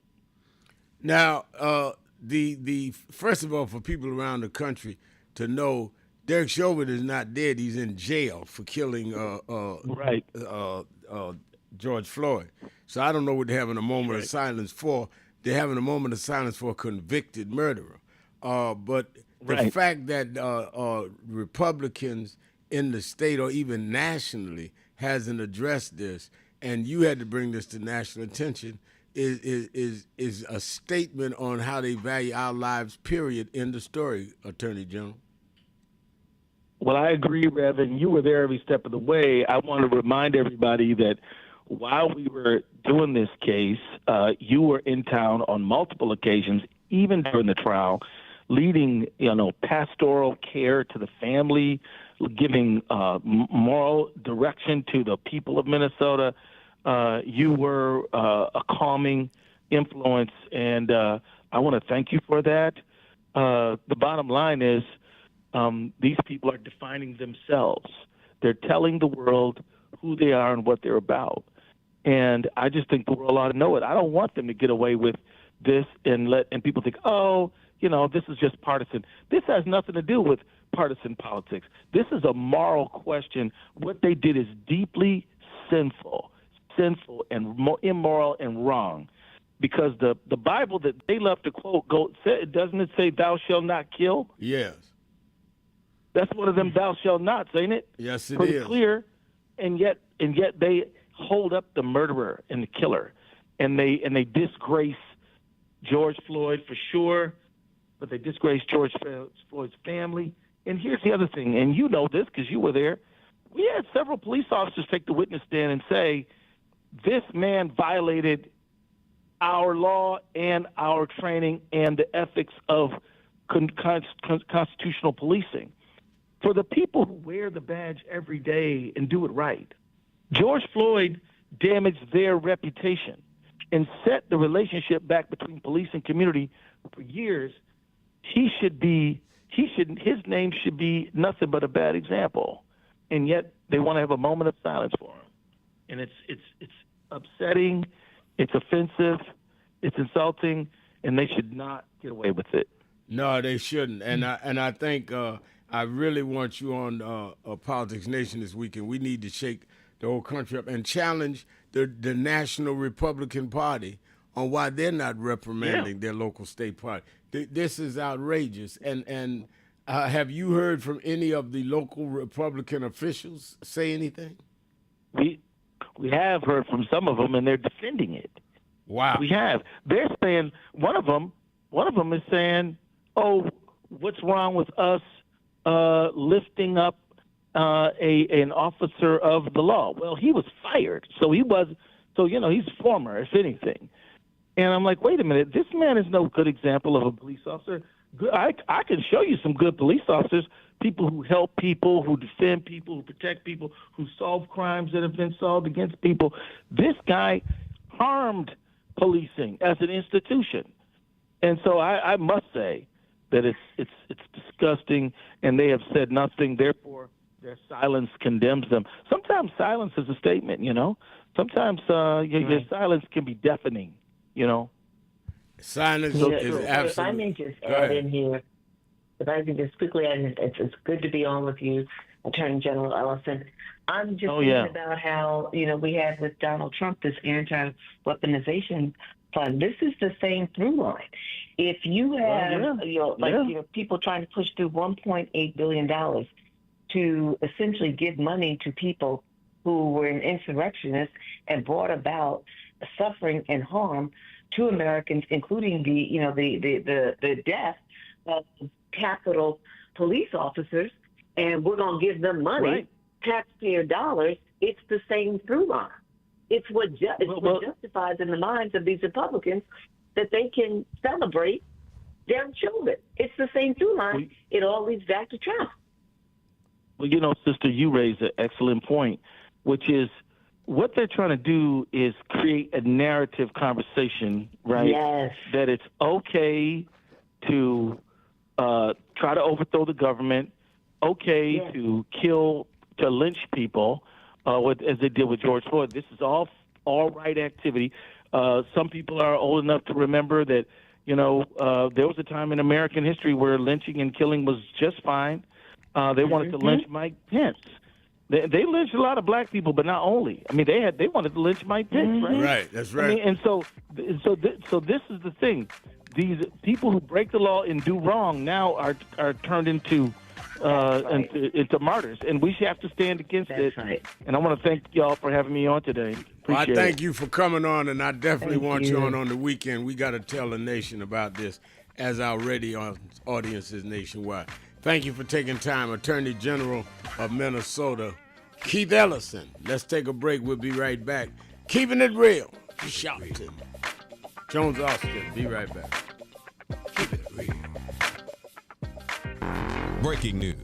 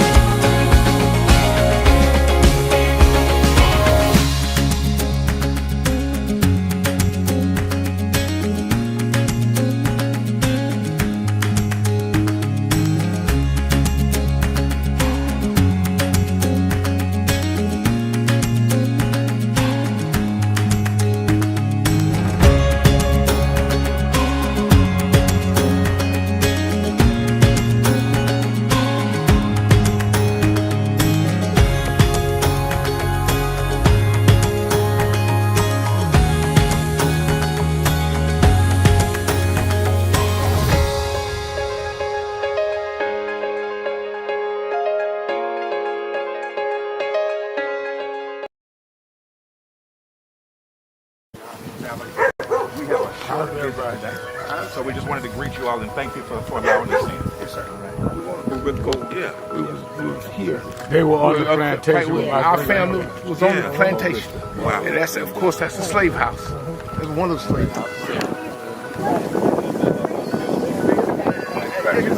Sir, it's been 13 years. That's right. Good to How see you been? Doing fine.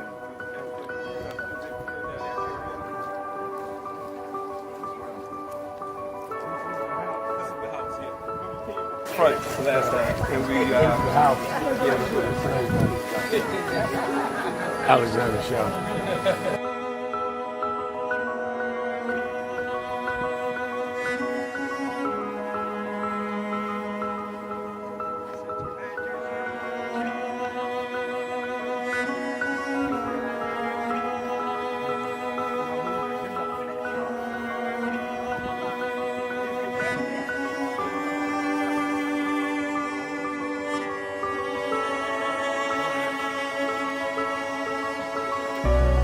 How many slaves were staying there? I have no idea.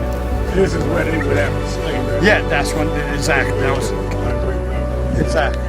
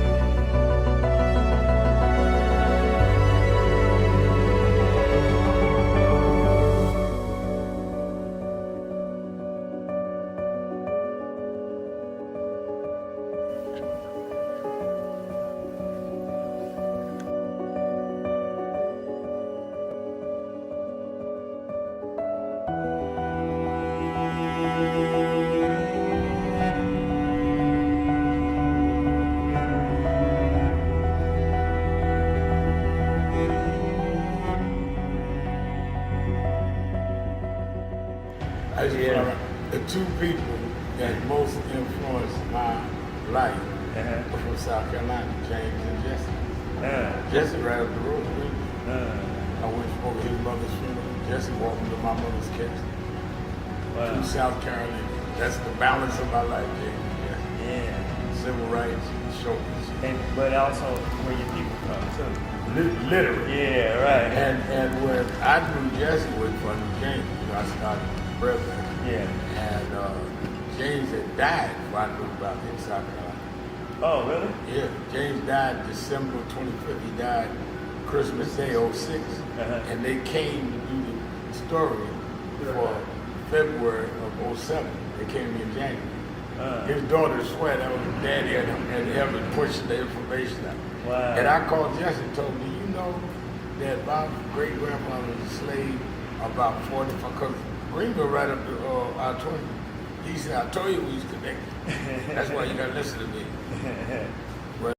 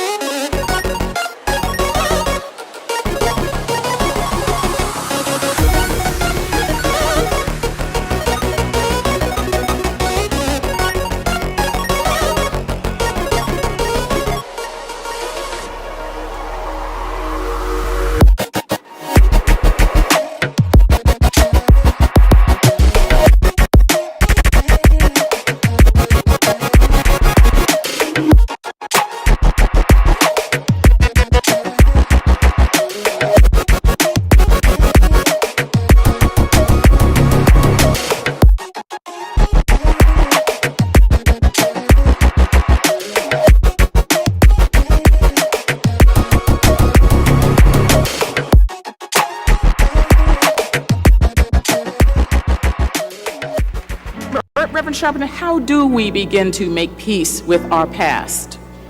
I don't think it's our obligation to make peace with our past. I think it's our obligation to learn from our past and to understand that soon we gonna be the past. I mean, a lot of us act like we gonna be permanent and that the past is the past. If we draw on the strengths of the past and uphold the dignity and the integrity of our people and then perform it at our highest level in our generation, as Dr. Moss said, that's our obligation. You know, one of the reasons that I've been so concerned about this cultural tone that we're in now is a lot of us have lost the dignity that our community has shown from Jamestown to now. I've questioned some of the artists that no longer sing to uplift us. And there's never been a generation that didn't use our music and our culture to lift us up. And the excuse is where they say, well, we just want to show what's there. But we never just accepted what was there. We always looked at what was there and looked through it and brought our people the way it needed to be. So in slavery time, we were singing Go Down Moses and Swing Low Sweet Chariot. We wasn't singing about the cotton picking nigga in the field. That's what we saw, but that's not what we sang. In slavery,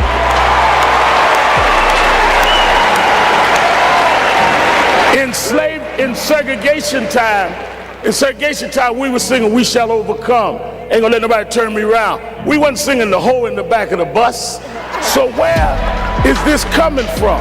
And that's what we need to challenge. I wish, you know, all of this about our friend Barack announcing today, I wish Obama had announced here, because Lincoln did not free us. The abolitionist movement freed us.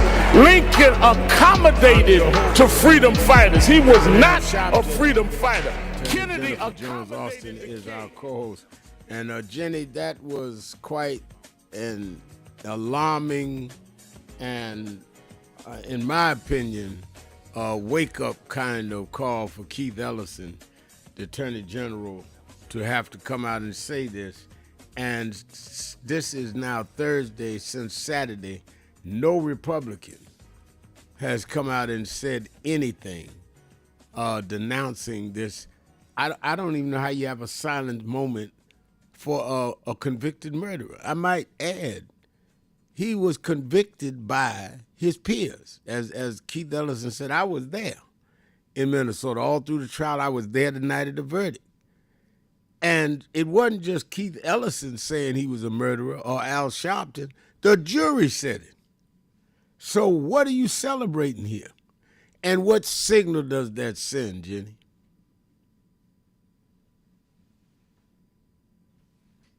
Conviction was actually unanimously upheld by the Minnesota Court of Appeals. That's right. It actually went to the U.S. Supreme Court, and the U.S. Supreme Court denied to hear his appeal. And so essentially they let the conviction and the sentence continue. They let it stand. So how do you even begin to suggest that he was wrongfully prosecuted? He didn't get a fair trial. When you have these other bodies of law, like the Superior Court said, no, he got a fair trial. And what he did was wrong. He killed a man. But the bottom line, sir, is what we have to be concerned about is it is what happens here, how Republicans decide, but also just pay attention to what they're trying to do at the end of the day. They are trying to normalize immoral, like egregious behavior. Make it the norm as long as it's in the interest of protecting and preserving power in the hands of, white uniformed police officers and in the hands of, white people in America wanting to control election, economics, and power. Right. They're trying to normalize the bad behavior and to get that in the minds of people that it's okay to do that. And Joanne Kemp says on our message board, I see how they're fine with a moment of silence for Derek Chauvin, the party of law and order. they elevated a 34-count felon to president. I guess that says it all. They don't care what they're convicted of. It's all right.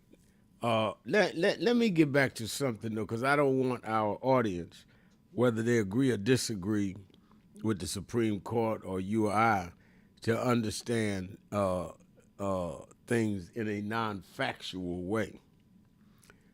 The census, as you say, Jenny, is every 10 years. Based on the outcome of the census, the state legislators can, based on whatever they deem necessary, population, protection of representation, or redraw lines.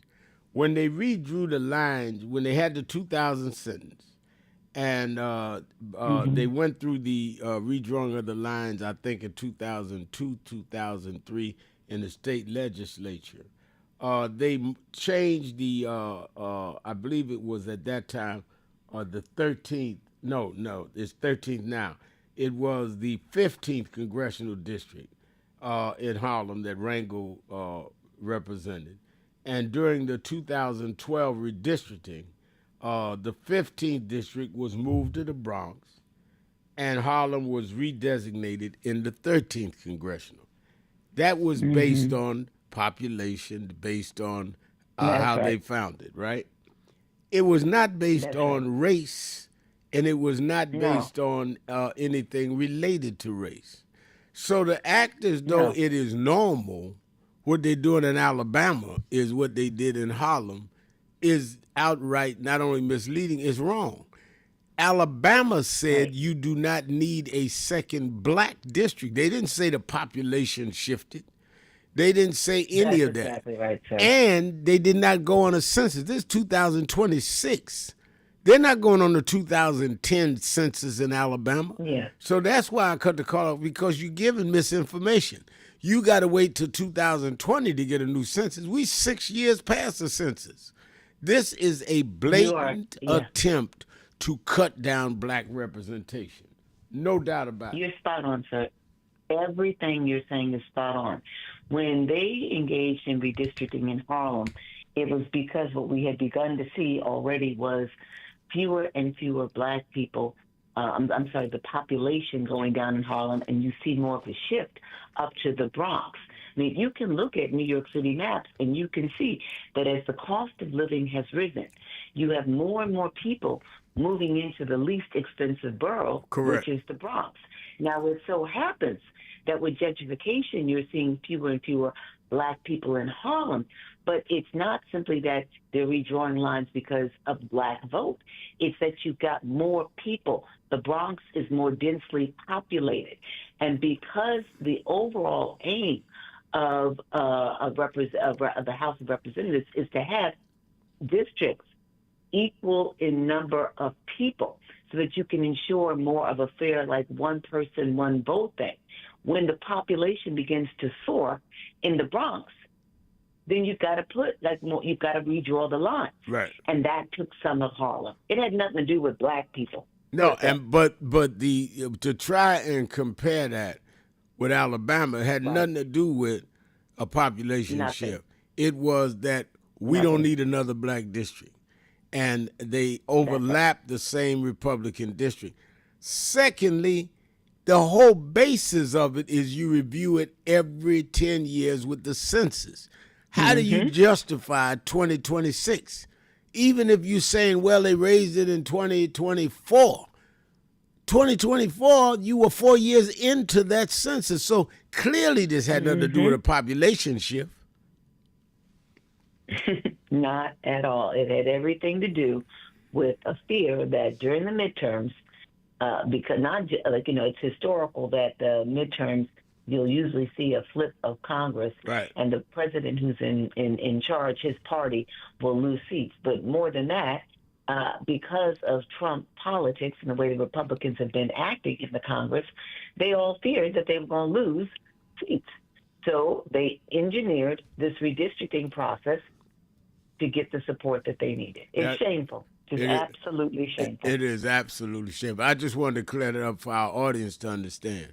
that this had nothing to do with no census. Not in when you're a year over the halfway mark of the decade. Mhm. I mean, and they said blatantly in the Supreme Court decision that race cannot be a factor. This is about race, and we need to answer it. Let's go to Charles in Washington, D.C. Charles, you're keeping it real with Sharpton and Jones Austin. Let's go break first. Let's take our break. We'll come right back to you, Charles. We're right on the break line. We'll be right back. Keeping it real. Sharpton, 1-877-532-5797. Be right back.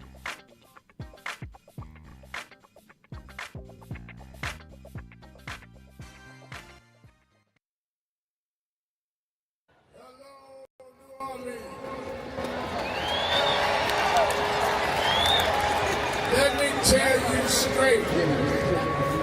They did not think we could come and be here tonight.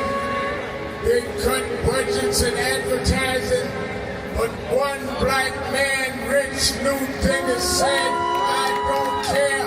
My families come together every 4th of July weekend, and Essence will happen, because that's who we are. Give a big hand to Rich New Dennis for bringing us back.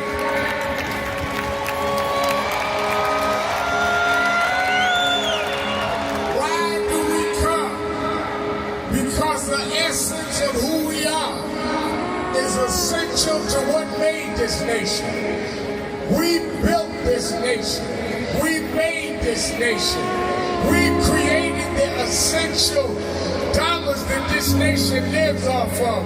We don't care what bill they pass. We will not back up. We will not back down. We will not give in. We will not be chased out. We don't care who's in the White House. We will organize our house by house.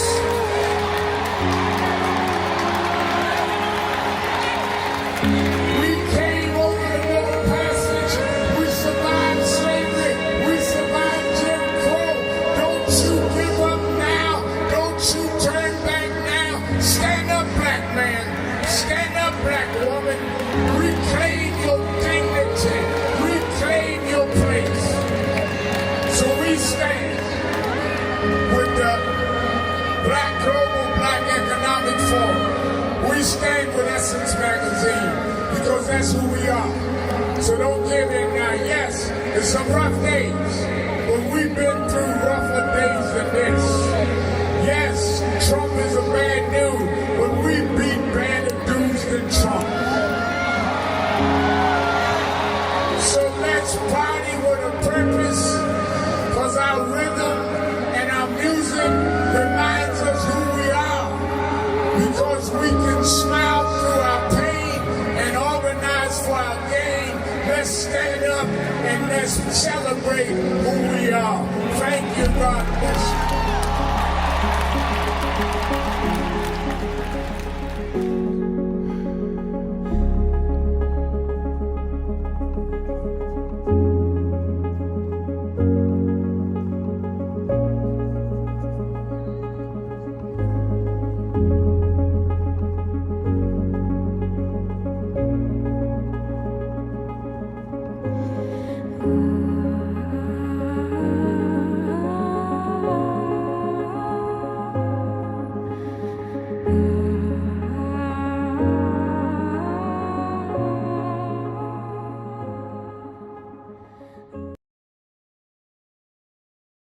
Do you know what time it is?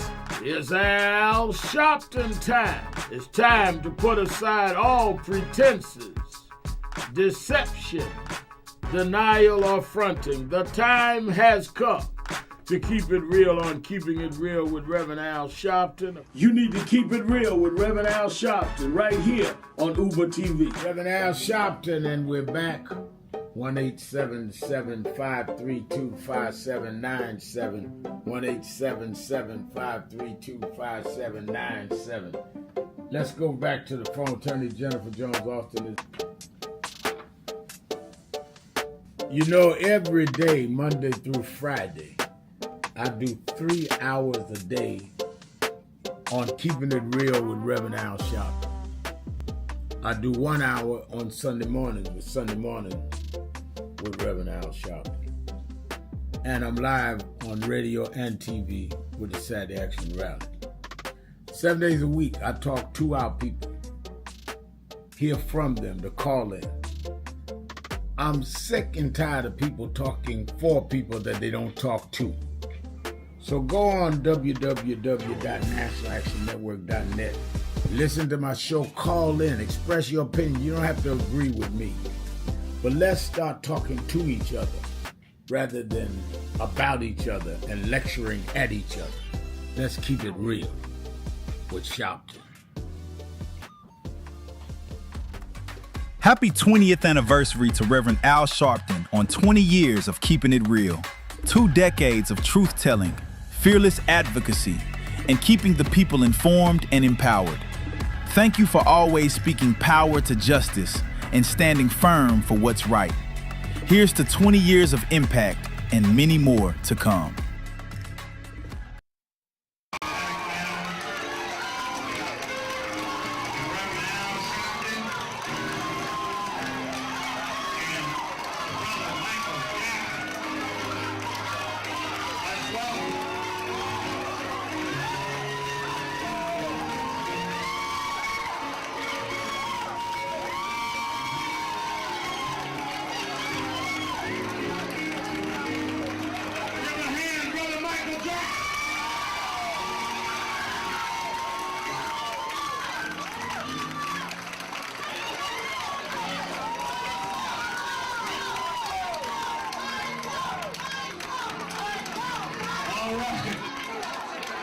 We need some room.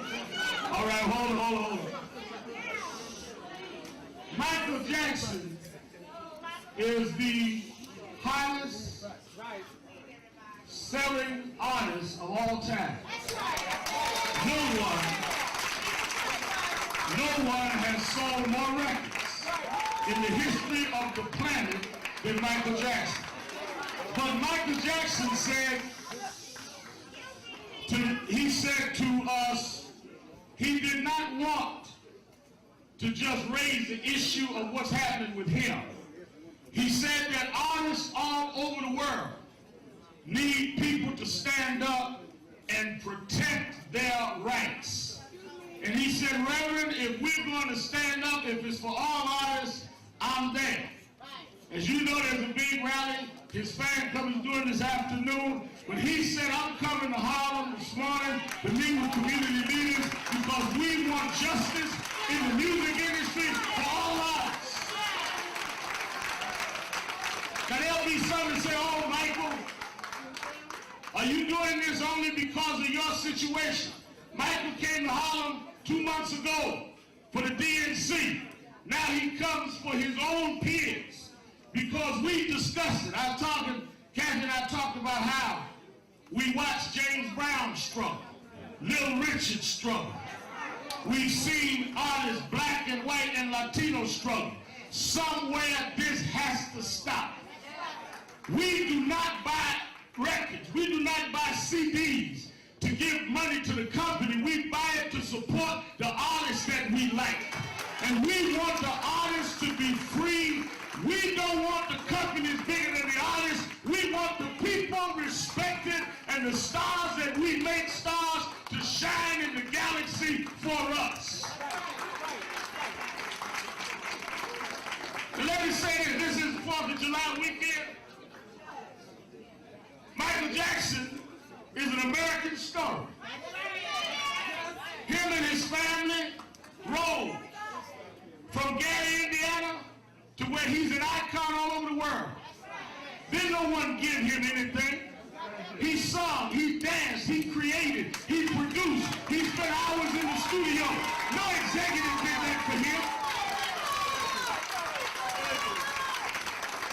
You do not have the right to take from someone what you didn't put in them. He created where he is.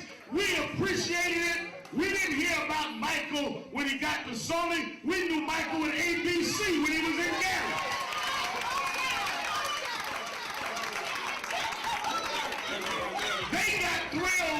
he'd be thriller. We was already thrilled. We were already off the wall. Keeping it real, keeping it real. I am your host, Reverend Al Sharpton, attorney Jennifer Jones Austin, our co-host. Let's go to Charles in Washington, D.C. Charles. Reverend Al, first of all, let me say this. It was very good to see former United States Attorney General Eric Holder come out and endorse Kenya McDuffie in his campaign to become the next mayor of Washington, D.C. But my question to you, Reverend Al, is... He came out and endorsed whom? Kenya McDuffie. Okay. Yes. My question to you, and this is not my personal question, not my argument, but if someone called you, Reverend Al, and they said, well, Reverend Al, you've been out there for a long time, you've been serving our people for a long time, but you're getting old and you need to step aside, what would you say to them? I would say that step aside from what? And if they said from the organization, I would say that's the organization's decision. In fact, Jennifer Jones, who's on, is the vice chair of the board of the organization. And I said 2 years ago that I wanted to step aside. They said, we need you to finish what you started. Because I said that I really want to pursue a lot of things I'm doing in media. So I think that for people that are not in an organization, not to respect the organization's leadership and membership is being disrespectful. If they don't feel they want to join an organization, they have that prerogative, they have that right, but they can't decide how that organization is going to be run. Secondly, if they're talking about me stepping aside from my TV show, if I step aside doesn't mean they're going to bring in another black activist for that television show. And if I step aside from this radio show, doesn't mean that's going to happen. So they would have to tell you, step aside from what? And how do we have the continued work if somebody step aside? That's one. Second, if it's based on age, I'm 9 or 10 years younger than the President of the United States. I'm 15 years younger than Bernie Sanders. So who decides the age that you step aside? Excellent response, Reverend Al. And the reason I brought that up is because, and I think everyone listening to your show and who have a conscience, everybody should pay close attention to what's happening down in Georgia. In Georgia right now, you have Rod Pitts running to be the chair of Fulton County. Right. And you have people who are political opportunists saying that he needs to step aside. And then you have Judge Penny Brown Reynolds, she's running for Secretary of State. The people that we think would support her, people who look like you and I, who would support her, they are not.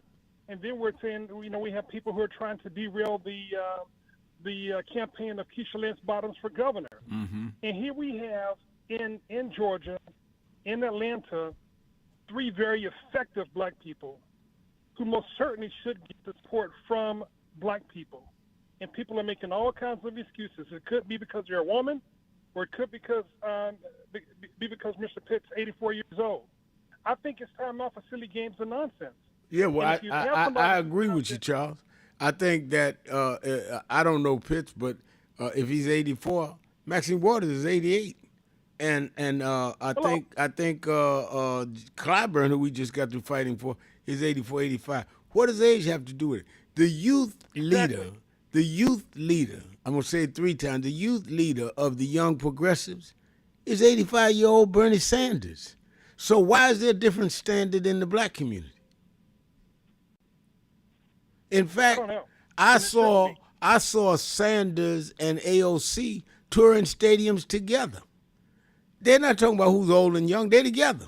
So if the only thing someone has, and I don't know the races that you're mentioning intimately, but if all they got is age, that means they have no agenda. Because if all you can do is run on somebody's old because you don't have an agenda. Thank you very much, Reverend Al. Thank you. Thank you. Thank you for your call. Appreciate you. I appreciate you.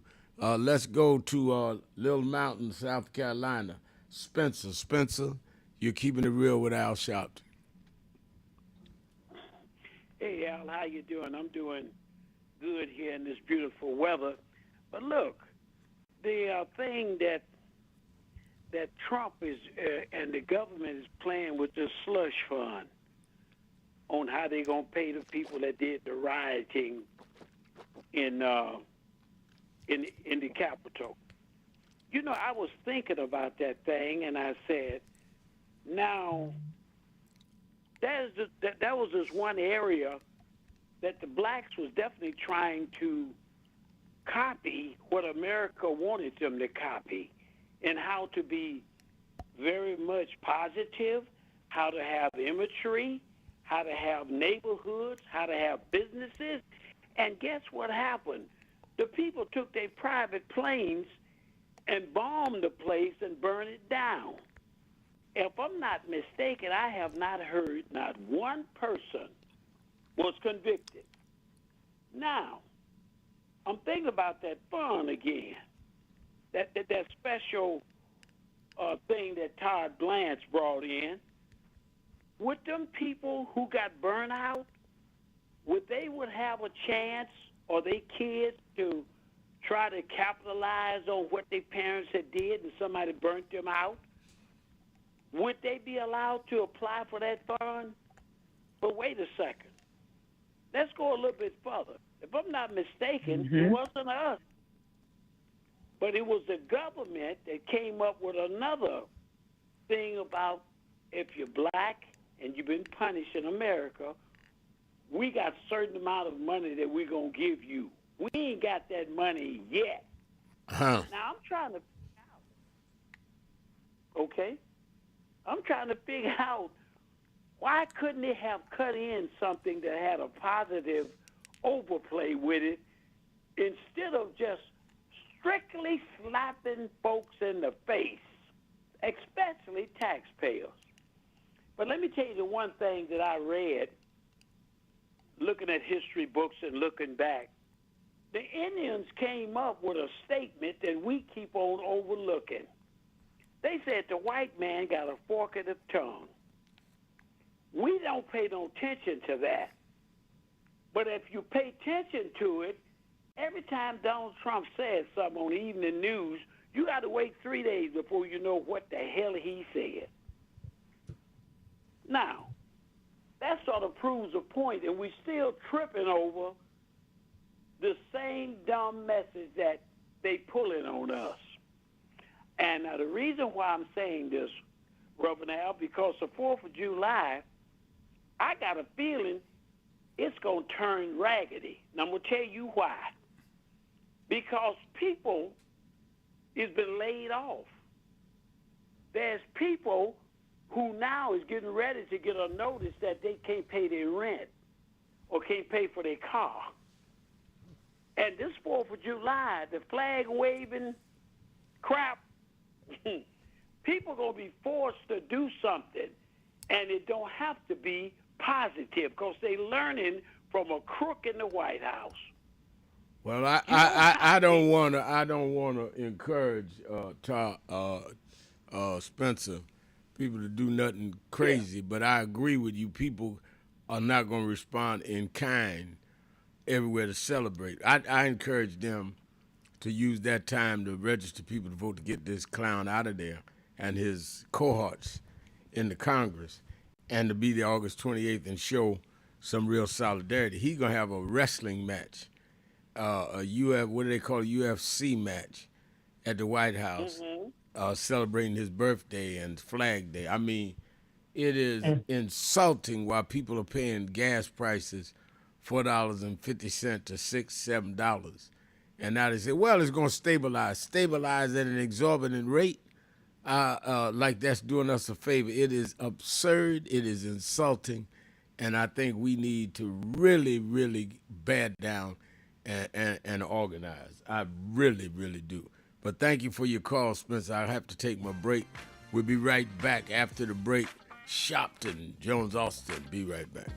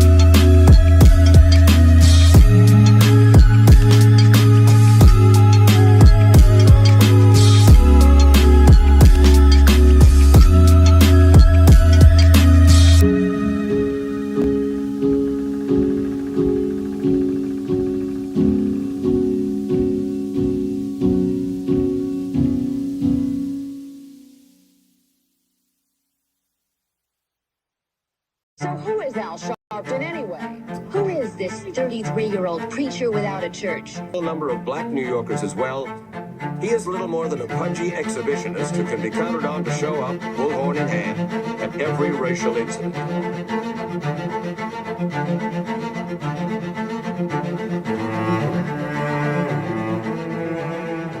I often quote Mark Twain saying, the two most important moments in life is the moment you are born and the moment you find out why you were born. I had a very troubling conversation the other day that prompted me to do this little video. Young man that I've known a while came to me and he was crushed. I mean, really crushed, because people were criticizing his work. He's in the ministry, but he's also an actor. And he said he couldn't understand why people were jumping all over, criticizing him, trying to find scandalous and derogatory things about him. And I told him, I said, you know, you're very young. You don't know the road I've traveled. They call me everything but a child of God. A blabbermouth, a loudmouth, too flamboyant, an agitator, a racist, I had to learn. Yeah, right. I was not defined by how others saw me. I was defined by how I saw myself and whether I was being true to myself. Some of you watching this don't like me. And it doesn't matter as long as I know what I'm doing. And I like me for being real. So I'm doing this video to say to you, whoever you are, and whatever you do, you may not be in ministry or social justice, none of this stuff, but don't live your life worried about opposition or people that don't like you. You can turn that around. Use me as an example. The same people that call me a scam artist, a con artist, a sellout, or racial hustler and all, I kept going. And the people I respected started respecting and publicly embracing my work. When Coretta Scott King, the widow of Dr. Martin Luther King Jr., had this to say about Al Sharpton. A leader who has protested injustice with a passionate, unrelenting commitment to nonviolent action in the spirit and tradition of Martin Luther King Jr. And I am talking about your leader, our leader, the Reverend Al Sharpton. The other thing that hasn't changed is the National Action Network's commitment to fight injustice and inequality here in New York City and across America. And that's not only a testament to Reverend Sharpton, it's a testament to all of you who are here tonight. First and foremost, to Reverend Sharpton. I saw him when he first came on the scene, and I have marveled at his tenacity, at the development of his intellect, and his devotion to our movement, and much he has contributed to the world we are experiencing. I am honored, and I must say that when I had my debate with Dr. King on the issue of the church and religion, he didn't warn me that after his departure, his space would be filled by another preacher, and that preacher would be Al Sharpton. All you want in life is people that matter to you to say you did all right. And more important, that you can look in the mirror and say you did all right. Thank you, Rev. Thanks for that introduction. Look, we've known each other for a long time. I'm grateful not only for your leadership and partnership, but quite frankly, more importantly, for your friendship. And thanks to all of you, members of our nation's most important civil rights organization. You have been, over all of your years, such an extraordinary leader. You are a voice of truth, a voice of conscience, a voice of practicality around what we must address and what we can do.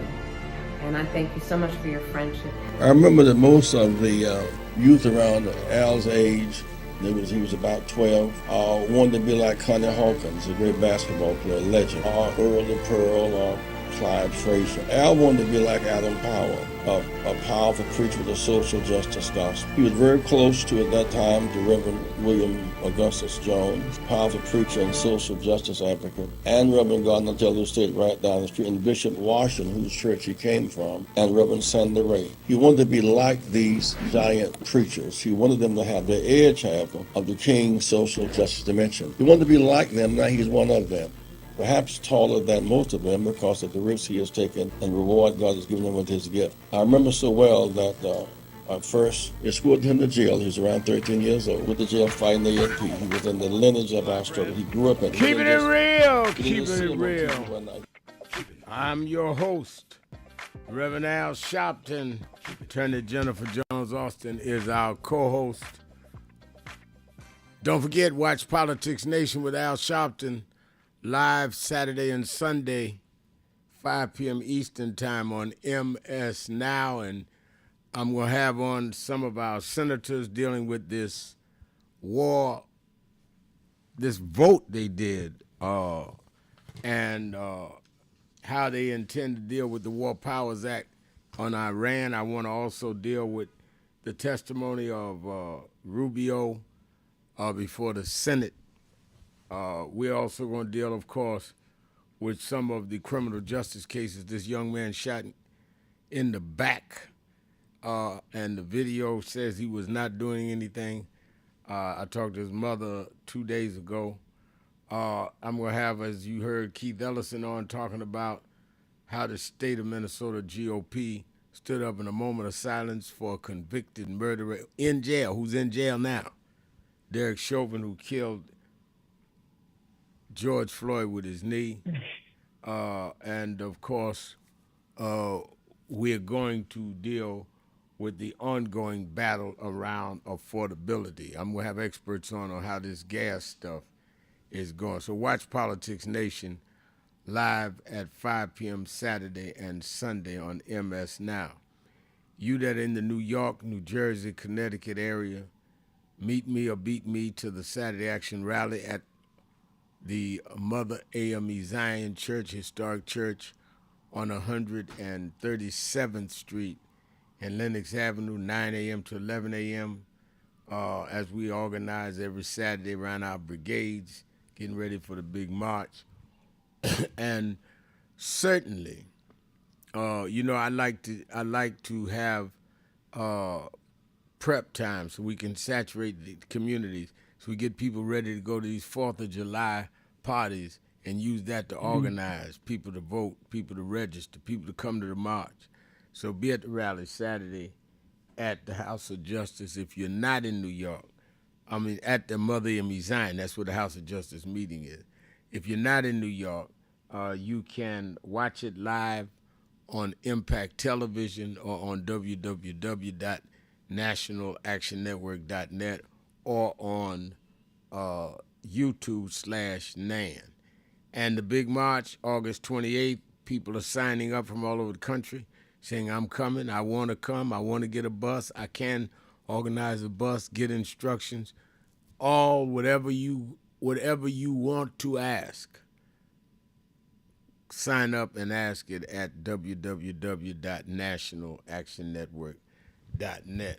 Jenny, before we go to the phones, I've been telling people that we are just about ready to open a new headquarters, and you've been engineering whatever we need to clear it from the city so we don't go in and have violations, and we shouldn't have been in and all. And you've been doing a yeoman's job, but we are just days away from being able to do that due to your diligence, and we appreciate it. It's quite exciting. Thank you. No, it's so exciting, Reverend Sharpton, and you have created a new home for National Action Network that is within the community, that is of the community, for the community, it's by the community. And I think that people are going to come in and immediately feel and appreciate that this is something that you determined to, NAN is an organization, but it's also an institution. It's part of the fabric of Black America, Black American history, and it's history in action.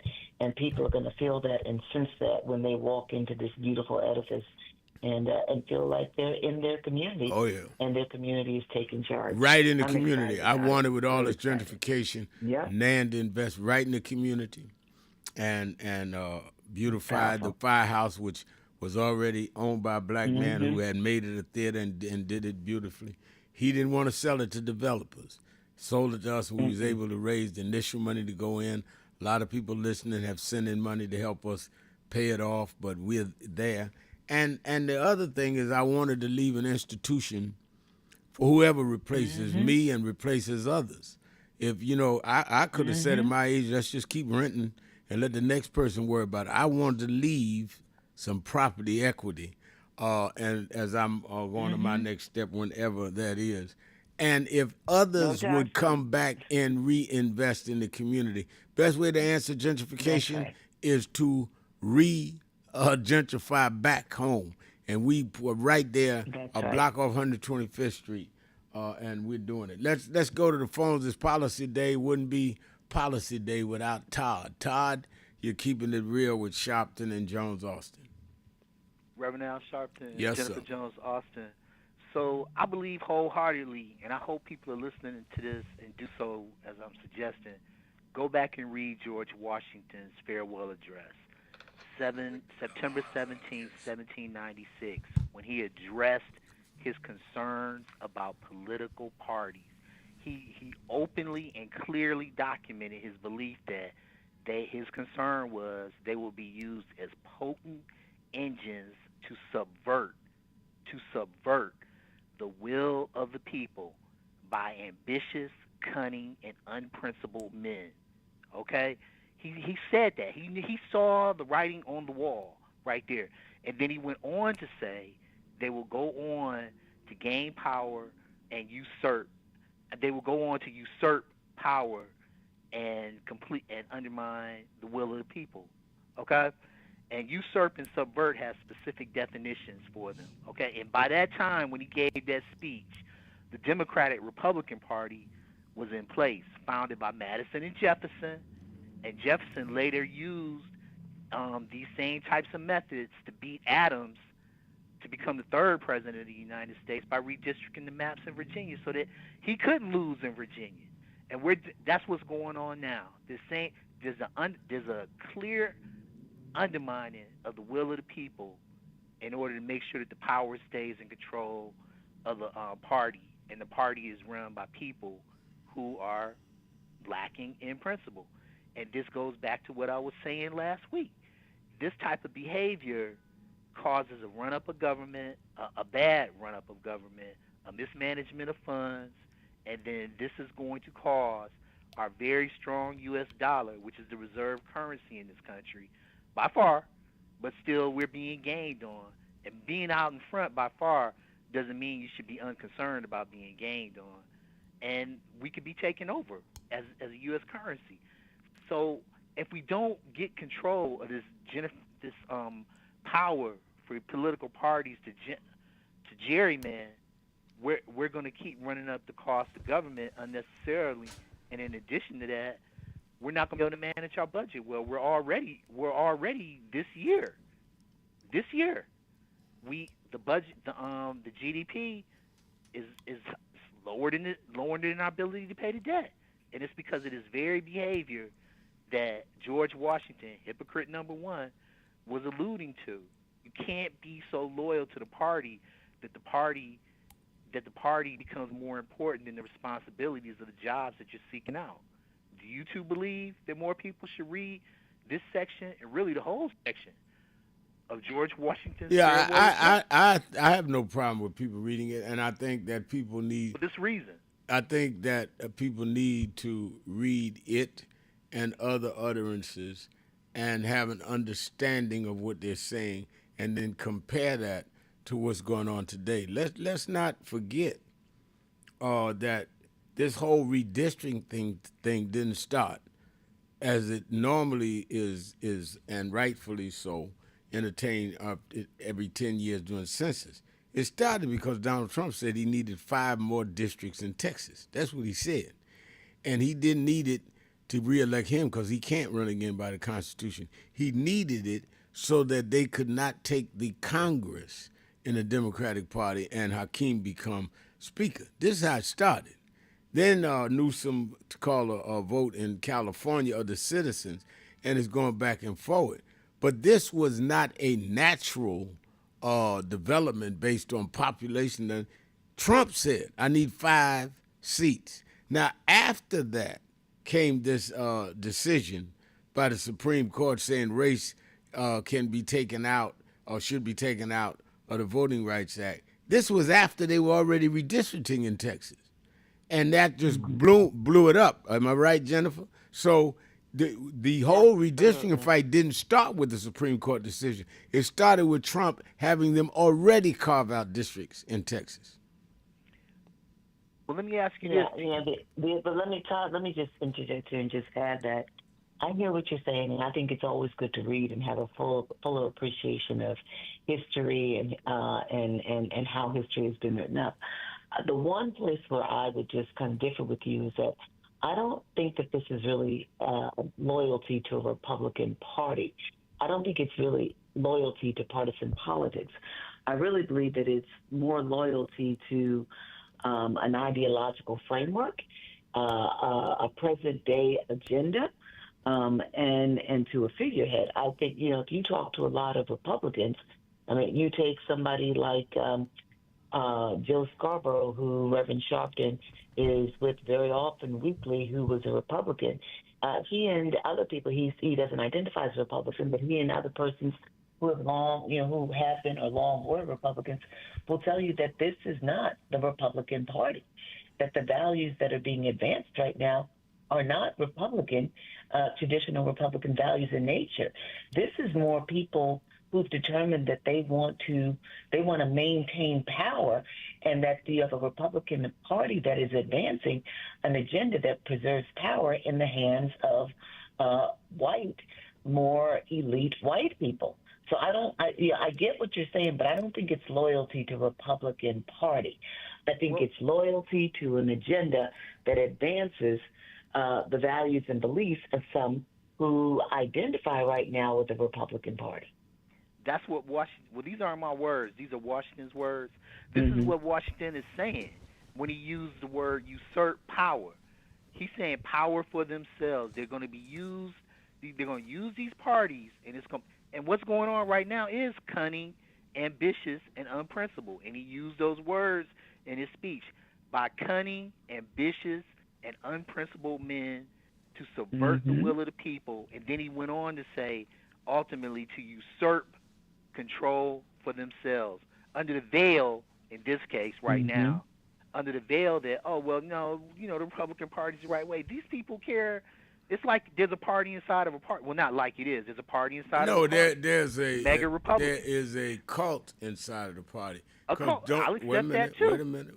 Because don't forget, Trump has endorsed and beaten some Republicans in this primary season that are leading Republicans in the Senate because they disagreed with him. So I agree with Jennifer in that sense, that you can't just narrow it down the party, because if you're in Trump's party, ask Congressman Mays. He's coming after you, and Mays is a loyal Republican, but he wasn't a loyal Trumpster. And I think that is the difference. But thank you for your call. I know we have to go. We are ready to go. Thank you, Jennifer. Even in your board meeting in Alaska, you took time to come on, and we appreciate it. And let me appreciate all of you that called in, listened, and you that called in and couldn't get through, but hung in there anyhow. Remember, whatever you do, wherever you go, however you feel, tell somebody, tell anybody, tell everybody. Reverend Al told you personally, keep it real. Keep it real. Keep it real. I'll talk to you